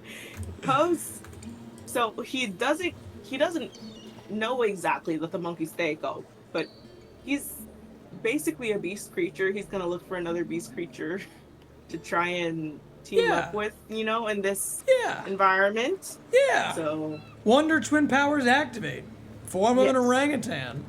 Form of an Aarakocra. He's off that way. Got you. Okay. Now, you are not that far from your destination of monkey. In fact, if you wanted to, you could turn the tiller around and have the ship slam right into the walls of the harbor there. So, as someone who quite recently worked for Carnival Cruise Line, I'm not slamming a ship into anything at the moment. I don't know if you heard, but we took a whole dock in Jamaica. So, Damn. what we do actually. You took out a whole dock in Jamaica? Carnival Magic slammed into a dock in Jamaica and destroyed it. And the ship is currently beached there because there's a hole in it. Oh, So, no. What we're actually going to do is continue to sail straight. Very well. You do. Yeah. Your ship makes it a little bit further down the line as Okay, you... and let me ask you this. It disappeared. Let me Oh, ask no. you this. As a sharpshooter, Yes. attacking at a long range doesn't impose disadvantage on my ranged weapon attack. You rolls. dang right. So can I throw a dagger at the captain? You are currently too far away from the captain now as the ship has been in full sail. As the captain is 200 feet away from you. Skip it. Okay. Skip it across the However- waves. That is to your benefit. As you can see, the captain, which may have been mentioned previously, and if not, may have been shown by the camera, and if not, you will now know, is a wizard and casts fly on himself. And luckily for you, you are outside of lightning bolt range. God, that's so lucky for me. Well, The use captain sailing. is a Can I wizard. use dash on my ship? No. No. Yeah. Gonna keep sailing, full sails. Am I facing into the wind? So the wind currently, it typically blows into Revetiran, but the way that it's blowing currently, this is ironically something that's predetermined on like this calendar thing that I use. The wind is actually currently facing away from the continent, away from the prison camp of Camp Aquino, in the northerly direction. So you are currently with the wind. That's perfect. Okay. It is until you Yeah. want to turn around. The wind No, at I your don't back, wanna mate. turn around. I'm heading straight for that monkey. So You're about to pass good. the monkey? no, I'm heading straight for the monkey. Well, so like I had mentioned before, if you wanted to get to the monkey, you're kind of already there. You could smash right into the docks if you want. Otherwise, you're going to keep sailing on by him. Okay. In that case, Poe is going You do to... see a large army of mechanical creatures on the docks. Yeah, I've already cut the anchor away. So what Poe is actually going to do is just steer the ship at a 90-degree angle so that it's not with the wind. Do you want to point it towards the docks or towards the ocean? Sorry, towards the ocean. Very well. So, yeah. You do so. You very quickly go ahead and reorient your ship to face. The monkey. Come again? Sorry. When I get to the monkey, that place where the monkey's at. You are pretty much already there. You just want I mean, for you as an Aarakocra, you're the place where the monkey is directly behind you. It is right there where that destroyed roof is. Oh, okay. So I mean, He wasn't in the middle of the ocean. He was just in a little destroyed. Yep. Okay. Cool. Okay. Yeah. So I'm basically just past this ship where I left that dude. Yes. Correct. Okay. Perfect. So you reorient the wheel. The wizard continues to fly closer to you as he's seems to be sprinting on air. He's walking on sunshine. Whoa. I mean, Don't feel good. I did not know that I was actually that close to that area. I thought I was going out like to sea. So is there any way Poe is trying to get to that monkey? So he's gonna fly. He's gonna abandon this. And just start flying. Well, I mean, the ship, he's gonna leave the ship where it is. He's gonna leave the ship where it is. Okay, I mean, it's not like he can reverse the ship into the dock. He's already turned it 90 degrees. Yes. So what else can he do? He's gonna abandon the ship at this point. He's ruined getting us a ship, really. Beautiful. Have you? For now. Listen, the captain's on his way. He is? I need some backup, okay? I don't know. I don't know if you do need backup. Last time I checked, you just slit a man's throat with 36 damage with a dagger. It's true, but the Wizards captain are not who has known for having lightning health. is coming at the bird. So Poe's gonna need a little bit of he wants to rejoin, he wants to get some backup, with this monkey. Yeah. So he's gonna go to where he last saw the monkey, and As you fly over towards that rooftop, the captain continues their flight. They move 60 feet perpendicular to the ship and where you're going. And now they have an option. Because you see, they haven't been using their action to dash. So, they've got a critical choice that they can make. On the one hand, you are within lightning bolt range. Piratey vengeance. On the other hand, they could just go get their ship back. Piratey redemption. Of ship is course. the pirate's wife and child and husband. So think about that, sir. On the on the third hand, why not do both? Porque los dos. So he is going to use his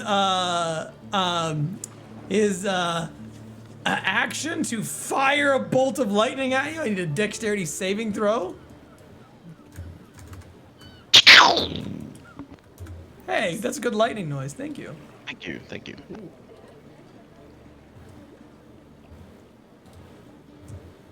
Dixie. A 19 beats his saving throw, so his difficulty class. So congratulations, you only take half of 30 lightning damage. You only take 15 as he tries to Kentucky Fried Chicken you right out of the air. Okay, evasion, so I don't take any damage. Yeah, well, you can do roguish things. That's fine. I just have to tell you the number. That's my job. But you nimbly aerially dodge with your wings going through the air as he tries to cast that bolt at you. What else do you want to do?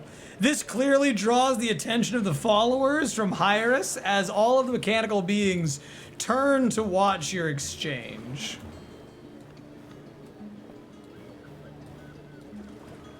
Oh, the robots begin looking at you.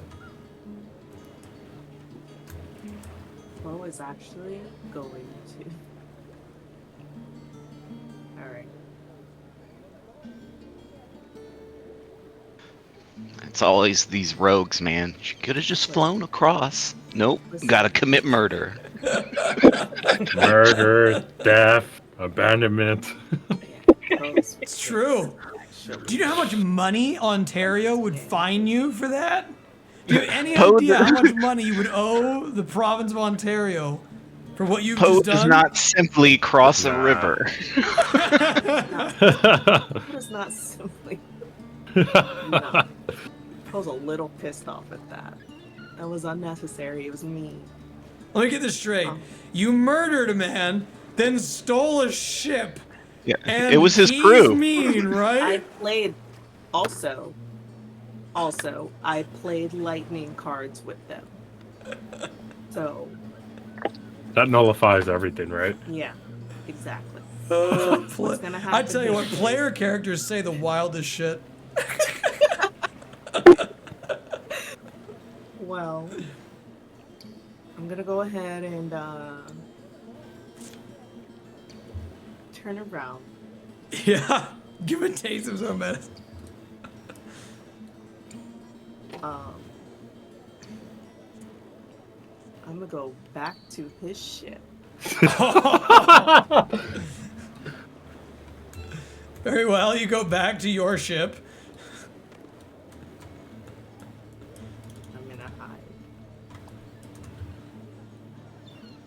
There's a bonus action. And you're gonna hide. You're gonna like lay down. Yep. And I can't wait for him to get here. That's covered. Okay. Oh.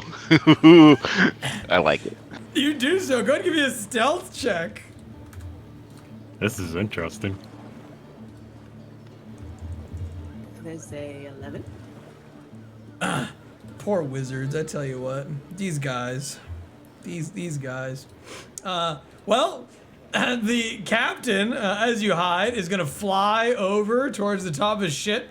He looks down, and as there's nothing obstructing you from him, and you only have an 11, he calls down from the top into the air, just once again, walking on sunshine, whoa! And he says, hey, what's the problem? What's the big idea?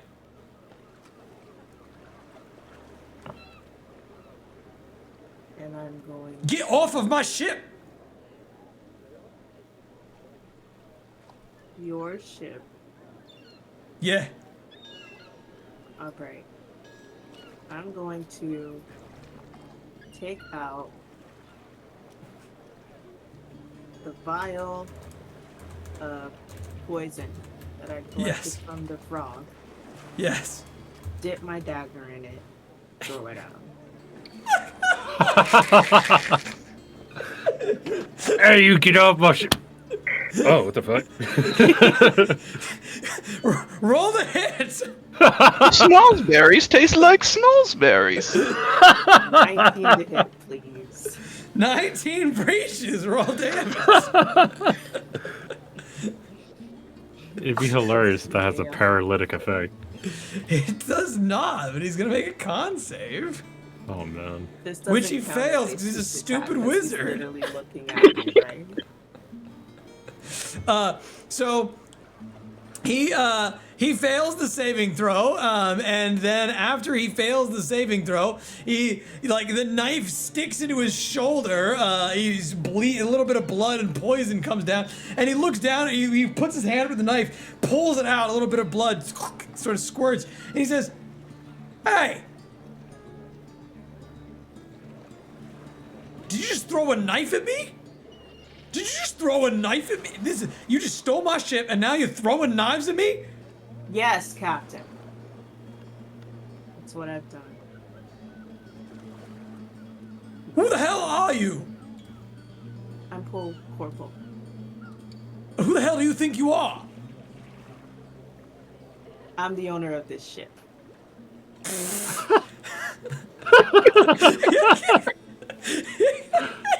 Take a swig. Well, as incredulous as this may seem, he is going to cast more death magic at you. What? She doesn't get a deception check? Come on. He is very keen. She just called him captain. He's very well. I know. aware. I'm just messing with you. Yeah, he's very There could be no like lying one's way past the situation. That's a joke. What is he gonna? Oh yeah, I, the captain, recognize you as the owner of this ship. All right. So here's what he's gonna do, right? The captain is going to cast Wall of Ice, and he is going to build an igloo of ice onto the back of his ship, surrounding you in contiguous solid ice panels. And then after he does this, he's gonna fly down next to it. He's gonna give a nice little tap, tap, tap to the side of the ice and say, there, now I bet you're not going anywhere, huh? So that means I'm no longer in his view, huh? Yes, Rogue! That is correct. You're no longer within his view. Alright. That's good to know. I'm gonna end my turn. Okay. I'm going to hold an action. If I... Actually, I'm just going to use my movement to exit the igloo. Because there's an exit in every igloo. It is not an actual igloo with an exit there. It is in fact like an ice prison. Yeah, it's like an ice prison, right? Except the thing about it is a so Wall of Ice is solid ice, but it's like dry ice. So if you were to try and break and smash it, it would leave behind a very dangerous, frigid bit of energy that would cause quite a lot of cold damage if you were to try and walk through it. So as of this point, right now, this is checkmate for the wizard. I mean... Then I'm going to end my turn hidden from view. Sure. All right.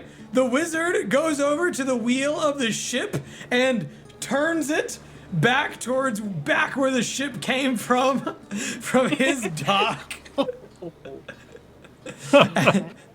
And then he's gonna reach up and hold on. Actually, I need to really quick. I think somebody's getting arrested. One sec. I actually don't have this memorized, but I'm pretty sure I can't do this. He cannot do this. So unfortunately, he cannot cast Investiture of Wind because that would be 2 con saves, which means that he can't make his ship go any faster. And now that he's sailing into the wind, boy, have you got a very slow journey back to port. I sure do. I'm gonna go ahead and just light my lantern. Take it easy. All right. What a D&D. journey. Oh, D&D. I'm going to put you over here. We're going to get this guy over there. The ship is very slowly, steadily heading back to where it had gone from first. And now, just out of curiosity, is there anything you would like to do inside of your igloo prison, or would you like to just wait until you get where you're going? My lantern's lit, sitting right up against that ice, so I'm just waiting for an opening, really. Very well. I don't even need to have an opening that will fit me out. I just need an opening that's stalling enough for, a small-sized knife or dagger. I will say this: it is a magical wall of ice. It doesn't melt. Okay, in that case, I'm gonna go ahead and start ticking away. Okay. Please, by all means, go ahead and you can continue rolling damage on the ice wall. Let me know when you've dealt 30 damage. Tell me how many turns that is. Naturally, you don't get sneak attack on a wall. No. I'd be very surprised if the wall could be surprised. But, just let me know how many turns goes by until you get to 30. And pick a wall, which direction you want the wall to be facing. And after that, we're gonna go back over to Kyani and Gurak. You exit out the side of the establishment, right where the shop front is normally located. And when you do so, you can see that there are a lot of demonic dead bodies as well as spiderlings out inside of the street here. But otherwise, this place has mostly been cleared of the dead. And to your right, you notice that there are several different mechanical creatures that seem to be siphoning energy or blood or something from the dead bodies adjacent to you. 7 turns. There's sort of a dull roar of fire somewhere else. You can hear sort of a going off, and you probably see off into the distance. I'll point to you with this cone tool.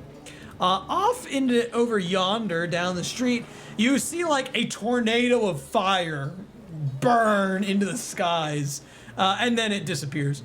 You can clearly tell somebody's casting like very high level magic over there.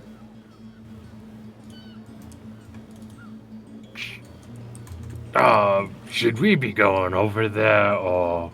Do you think maybe we should go back and take another way, because this seems a lot? Or It really is. I was thinking about like walking past them, and maybe if we didn't disturb them, they leave us alone. But I'm starting to think you might be right.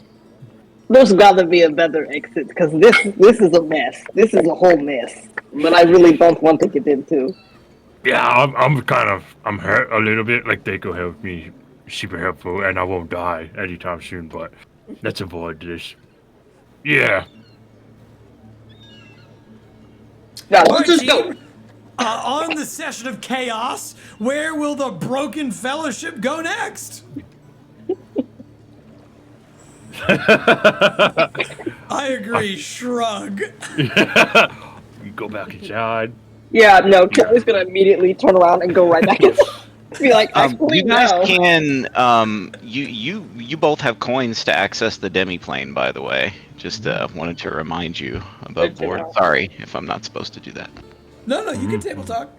I mean, Yeah. especially if you're in a moment where you don't know what to do, I actually encourage the party. This is where you definitely should table talk. Figure out what it is you want out of the remainder of your session, right? And how you want to get yourself, like what goal you're trying to achieve and how you're going to get there, right? And once you've come to like a consensus, then you can execute that plan, right? But it might be better than just sort of wandering around hoping that an option presents itself. Yeah, so I'm about to try to like merge souls with a fucking Growlmock over here.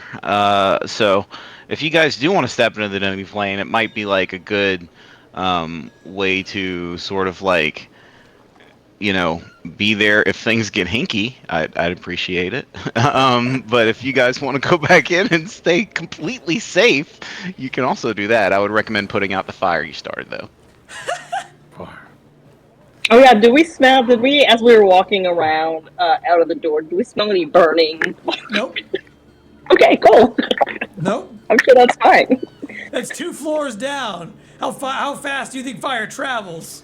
I think we Smoke. should. Travel faster than fire. Smoke.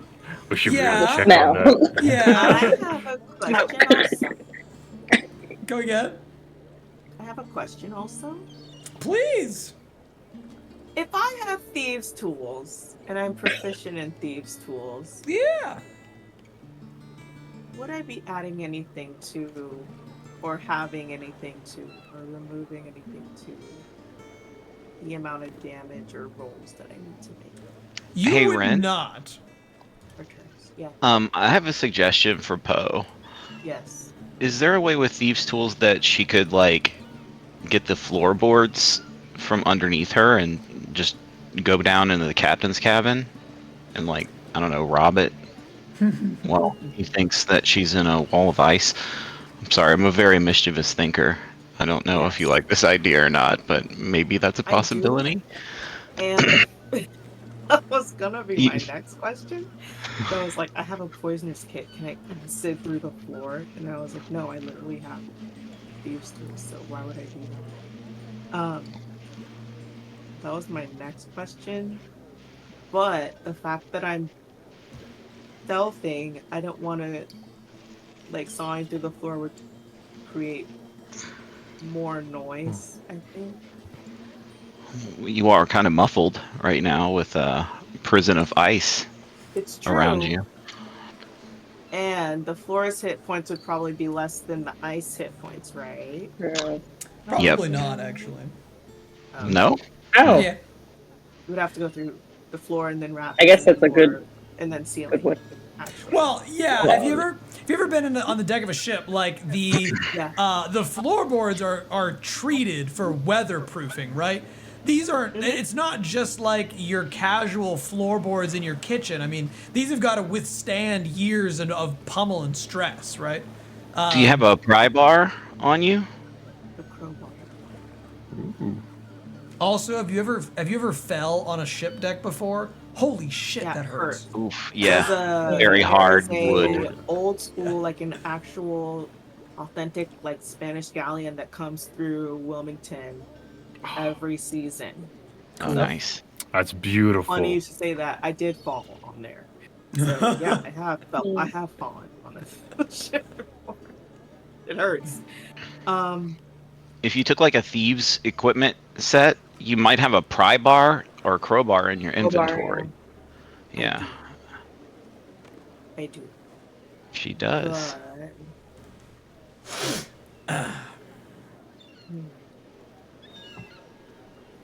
Anyways, yeah. Carry on, please.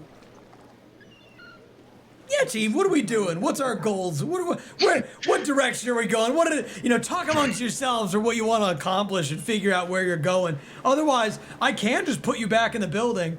No problems there. But like, the fellowship is broken. You're all in different areas. You got like 2 people in a building, 1 person in an ice wall on a ship, another person on a demi-plane.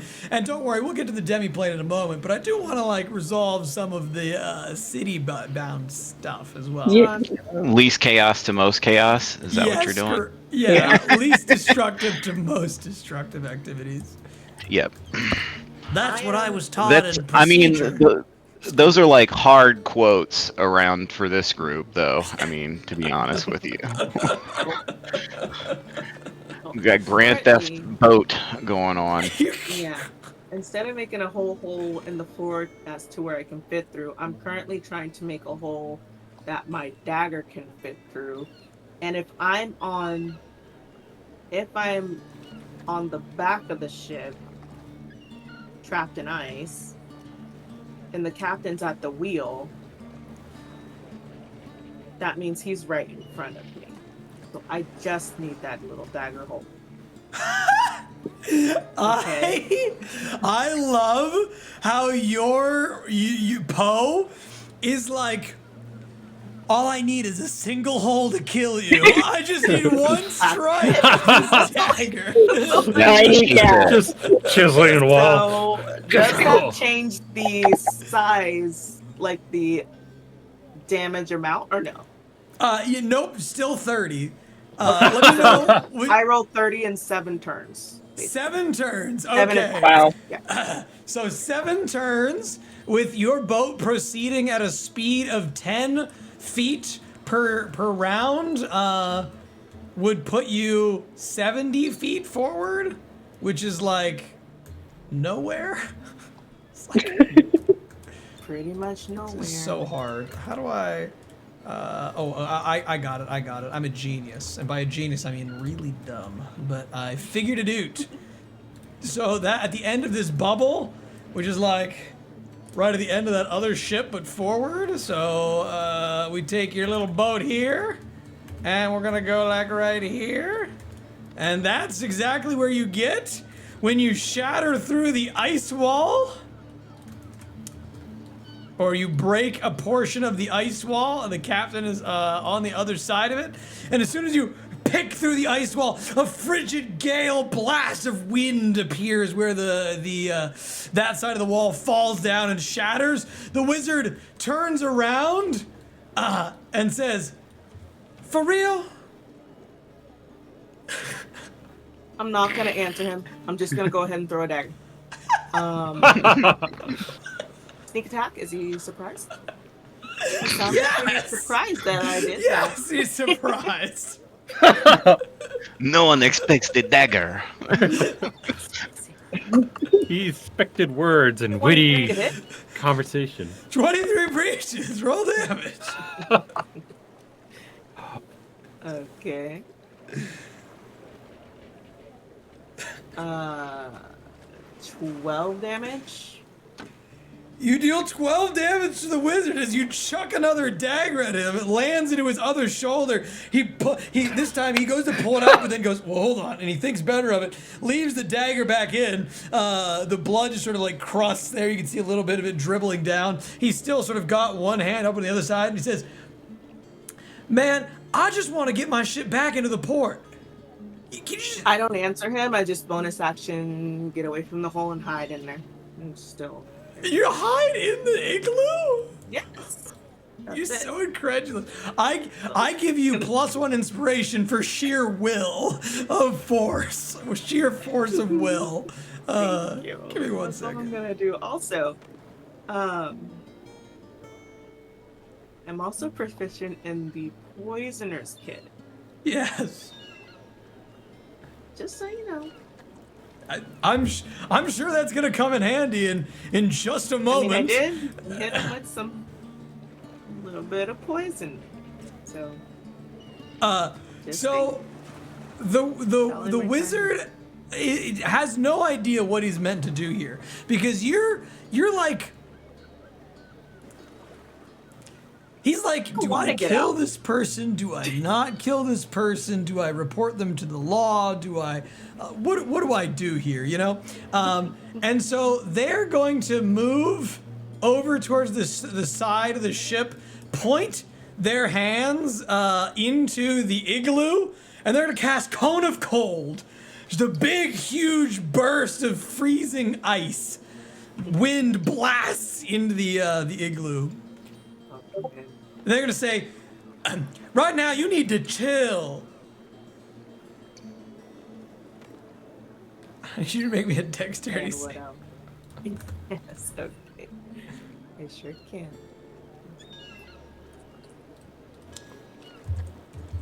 23. Well, so there's two things here. There's one piece of bad news. The first piece of bad news is I accidentally asked you to make a dex save, but what I really need from you is a con save. And that's the bad news. The good news is that you can keep your 18 if you want and just apply your con mod. I just know that, I know that you roguish types are not going to be as happy with that. I'm fine with that. It's just a flat 18 though. Okay. Well, you do successfully save on your saving throw, which is great. But you are still going to take a boatload of damage, or at least a halved amount of damage, which is half of 33 cold, which is 16 cold damage. As he flash freezes all of the air inside of the igloo. Okay. So I don't take any. Well, that's if you make a dexterity saving throw, you can use evasion. But he used a con save on you this Okay. time. Uncanny dodge. You can use uncanny dodge if somebody hits you with an attack. Actually, I can't. But this is a 'cause cast he can't spell. see me. So I can't use uncanny dodge. He can't see me. He just put his hands in. So that was how much? 16 cold. And he says, Are you ready to stop playing? Okay. And he's still got his hand in there. No, he's like away. Cone of Cold is like a 90-foot reach, so he's sort of at the edge of the ship, blasting into the igloo. Okay. I'm gonna throw another dagger. Okay, go for it. Take this man down. Go the distance. It's a 13. A 13 unfortunately does not breach his armor class. I'm gonna use an inspiration. You can use an inspiration, but only after I tell you, or before I tell you the result. So you can't use it before, which saves you from extra not good. You get to hold on onto the inspiration. But is there anything else you'd like to do inside the igloo of ice? What I roll. Here, let me do this. Let me first and foremost, let me be confused about why are you gone? Why? What is happening? That's what the ship captain's asking. There we go. Try hovering your green diamond. No, my mouse disappeared entirely. Like there was no cursor. Shouldn't say mouse. That's incorrect. You gotta keep it fed. Put plenty of cheese in it. You know. It'll stay in place. I'm gonna grab this ice. This will be our ice wall. Just so that way you've got an idea of like what the tomb looks like as we move it. It's a pretty shitty ice wall. But the ship, while you're fighting, does move slightly further. And you're hiding deep inside of the ice wall, refusing to move. I forget, what did you say you wanted to do, if anything? After the attack? After the attack? Yeah. I'm gonna take my... Oh my, this is not even a complete ice wall. You don't just keep an igloo on deck? Come on, popcorn. Yeah, I don't. I'm sorry. I do keep an igloo on deck. I'm ready for it. Literally I can paste it into your game right now. Poe's going to just take his tinderbox and stuff the hole. You take the tinderbox and do what? Gonna take the tinder out of his tinderbox and stuff the hole that he made and just hang out. So when you break a sheet of the ice wall, the whole thing collapses. So it's not just a small hole of ice, it's like a huge 10-foot panel opening. Oh, that's fantastic. Okay. Now, that's actually great.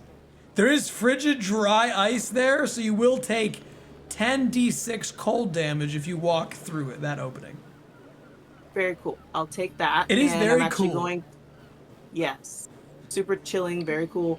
I'm going to use my bonus action to dash. You said he's across the ship, so I technically don't need to disengage. I'm just going to use my bonus action to dash back in the direction of the monkey. I mean, if you look at the tail spire, you can see that he's at the edge of the ice.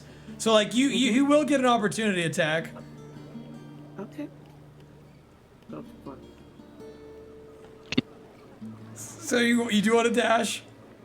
Yeah, I'm dashing. Okay. All right. First and foremost, you dash through the wall. And as you dash through the wall, I'm going to roll a bunch of ice wall damage. So please bear with me for a moment. Yes. It's gonna hurt. Yeah. It's not going to be great. It's not fantastic. Now, wait, you said I'm gonna take 10. Before, you said I'm gonna take 10. So yes, I took that off. I need a con save. No. 10d6, max damage 60, average damage 30. Oh. Yes. Oh. Yeah. Oh. Yeah. Okay. Then So I need a con save.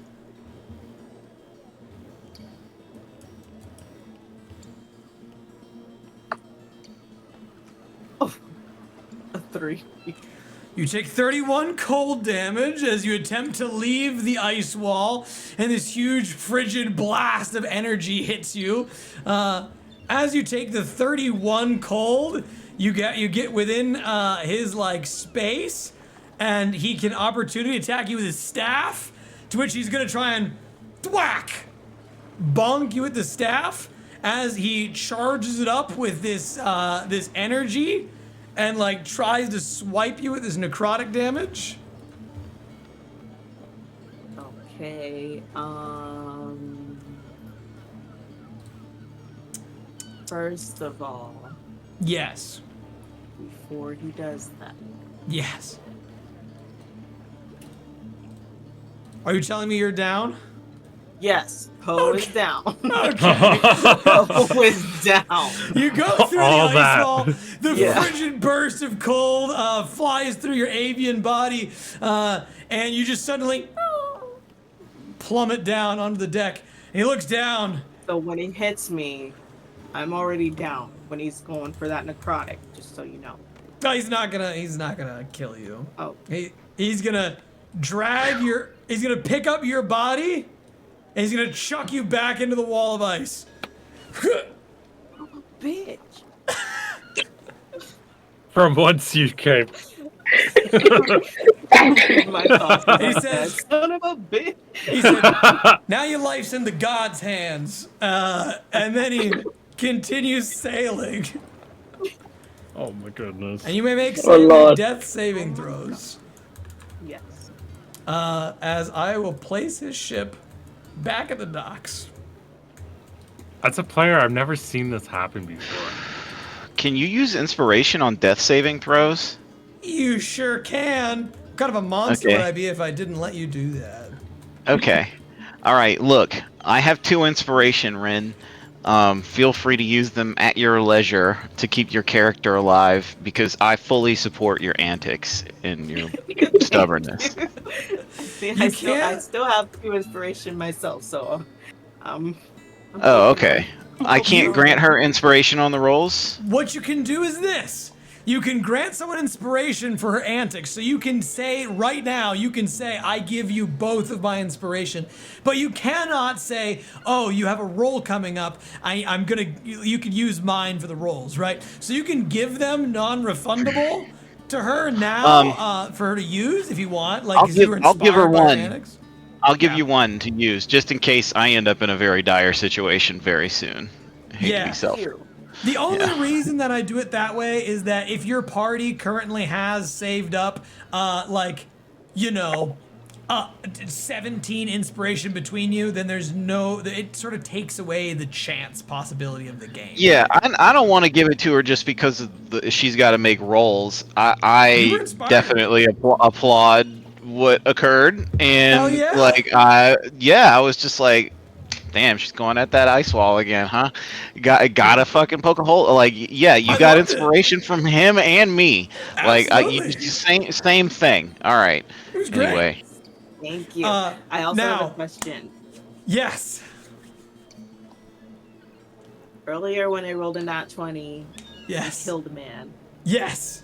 and chose a group inspiration. Yes. I mean a group success. Yes. Can I use one of those for my saving throws? For my No. death throw saves. The group success was getting a ship. Oh, okay. That's great. we had it there Yes. for a second. We had for a Correct. short time. Had a ship. Put it in past tense yet. Get us a bigger boat. I'm still on this ship. Better Oh not. my God! Okay. She's still I'm going. still on this Listen ship. to the game. The talk. You're so confident. Damn! I wish I had that kind of confidence. I do not. I do not have that kind of confidence. I may seem like it, but beneath this pasty exterior of emotion, there is a scared, fragile man. All right. Do you want to roll death saving throws now? And then figure out where that goes, team? Or would you like to go to somebody else and come back to the death saving throws later? I want to do them now. Yeah, I Oh think my. it should be up to Rin. Who am I? Yeah, I was gonna say, who am I to say otherwise to you, the owner of said character? By all means, you can roll him. That wizard ain't gonna save you. Okay, let's do He it. does not have to save you. But he does. He shouldn't kill you, but he doesn't have to save you. He knows what's up. Okay, let's do He this. does. He stole his damn ship. First one is 19. That's a save. Yeah. Second one is a 10. That's a save. Yeah. One, There's a cat. That was a Kinda. cat. 4. Yeah. That's a fail. Fourth one is a 12. That's a save. Congratulations. You are unconscious for an hour, and after an hour has elapsed, you will be able to come back up, back into the game. And while you're down for that hour, you will be in the hands of the wizard. That hour Now- count as a long rest. Unfortunately, it does not. But our other Imagine. players, do you want to go to the players in the building, or do you want to go to the player in the demiplane? If Kyani wants to go to the demiplane, that's cool. I think I'm gonna go down and see the fire and cook some edible dinner. Okay, kind of rude, but I think Kyani actually is going to try and scurry up because, to her knowledge, she's still on a mission to try and look for Poe.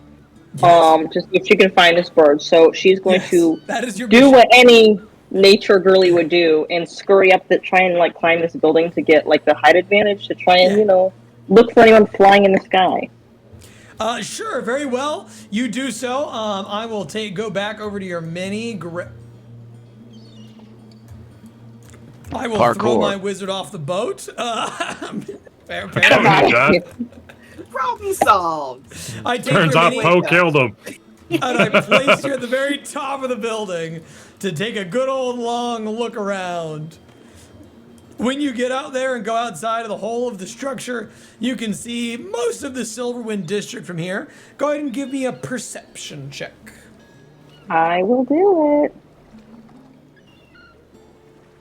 I could see the Assassin's Creed theme playing and a bird flying around. A bunch of waypoints, markers pop up. Like, There's a blacksmith over there. Oh, and just below, there's a cart of hay. Wow! I bet that'd be a really soft landing. Yeah. Don't break all my bones. There's an icon of a dead bird. What's that about?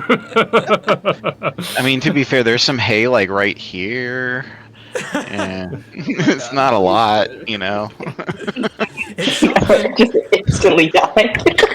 There's also hay here. This would probably be a safe spot. You can do the whole bursting through the room, be like, "Hi, nice to meet you."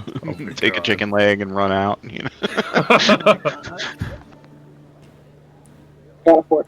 So I'll probably Yeah, not- I saw it. I didn't want to say anything, but I saw it. From your vantage point on top of the roof, you notice that there's a hole in the other building across the way from you, and all the way across the other side of the canal, you can see yet another big sort of funnel of fire where the other tenement building is across the way. There's like a small army of people that are on the other side, a spellcaster on top of the building, and you're kind of distracted by that. Too distracted by all of those forces arrayed there. A big steely fist on the other side of the canal. None of the damage, none of the fires or smoke rising up that that you see on your side of the canal, and you're not able to see your Aarakocran friend. And it's gonna be like, well, I'm sure that she's probably fine. So yeah, I'm good. It's Yeah, probably good. yeah, totally. She's great. And she'll just kind of chill up there, little feet dangle, because she kind of misses big high up. Aww. All right, you dangle your feet, kick them, get a little moment of childhood, a bit of a return from that, as you wait and just sort of enjoy the moment. There's a little chill breeze that blows across the city, reminds you a little bit of home. Just a little bit, still too warm, but a little bit of home. Gurak, as you go deeper down inside of the to the basement levels below, you notice that a small fire has appeared on the tabletop, but it doesn't appear to have spread or gone any further. Oh, that's good. That's good. Yeah. Gurak's gonna take the time to like. He's gonna like look in the pot of the floating rats and. Yes. And he's actually gonna fish out the rats. He's gonna change the water. He's gonna actually clean the rats, skin them, dice them down, and make an edible meal out of them. Wow. Yeah. While she's not looking, you're not going to teach her any of the cooking. You're just going Oh, she's having a in the- moment. to. All right. Well, in that case, go ahead and give me your chef, your cook crafting check. In this case, if you have chef's utensils, of course, that would be helpful to you, and it would allow you to apply your proficiency bonus. Otherwise, you're just using your ungoverned stat of like wisdom or intelligence. Wisdom or I'll use wisdom. I got +1. Yeah, you can get that +1. That's all I needed. 15. All right, with a 15, you are able to very easily skin the rats. You don't really have much difficulty with it. It's sort of like you make a couple slices and then you just pull all the skin off the beast. Some blood drips down into the alchemical chamber, but it's manageable, right? You begin to chop and go through the process of preparing them. It's a grisly task, but it's quite a clean beast that you're killing, or that you're preparing for the food. It's not like it's a very dirty animal. It's not there's not a lot of grease to it. It actually seems as though it's well suited for this task. And in fact, all those naysayers out there may even want to try rat for once in their life. No, not squirrel. It's not that different. No, actually, I heard squirrel's delicious. Yeah, it's not that bad. Similar to rabbit. Yeah, similar. Yeah. Nevertheless, you do manage to do this, to put out the flame and cook up a decent meal. What do you want to do in your lonesome down into the depths? I think he's gonna continue having fun cooking. Like put the pot on to the magical fire, let it boil, and he's gonna continue chopping some of the stuff up. But then he's gonna like look around the shop because I'm in a magical alchemical shop, Sure are. pretty much, right? It's been mostly looted, but yeah. I'm gonna try my hand at some alchemical stuff while I'm down there. Oh yeah. I'm just gonna mix a couple things, see what. Yeah. You want to go over to the dry freeze cooler and get all the stuff that's inside while you're at it. Sure. Yeah. Oh yeah. You want round two for the deadly diseases, the No. CDC stockpile. I know exactly what you're talking about. No, never mind. I'm not interested in that. So for those of you who aren't in Jesse's other campaigns, his character tried to go towards in an alchemical laboratory, tried to go over to the cryogenic freezers, where all of these diseases and poisons were kept. And he's like, yeah, I'm gonna go make some really nasty shit. And then he exploded them, and all of the diseases and the poisons just like 30 of them exploded onto his person. It was So really you bad. did make some. You made some really nasty shit. Yeah, To my surprise, I didn't Mission realize accomplished. the anti-magic field on me was going to interrupt the magical storage. yeah. I Oh, was laughing with my friends, just like, oh, don't worry, guys, I got this. In the corner of the room, just like, oh, fireball and all that crap went Oh off. boy. It was fantastic. It was great. And by great, I mean it was terrible. But nevertheless, you do go over towards the alchemical stations that are there and attempt to do your best with what you've got at your disposal. I need you to make an insight check or an arcana check to see if you can make anything with the tools that are left over here. You barbarian, you. I'll make an insight check. 13. You see a few odd concoctions on the tables before you, a few glasses and vials, but nothing to you that screams poison or disease, nothing that you feel like you'd be able to use for your designed purpose or your desired purpose. Gurak isn't the brightest, and Oh boy. well, let me just sidetrack your expectations. He looked at it. He reaches out like with childish like curiosity, like I wonder what this does, and it dawns on him.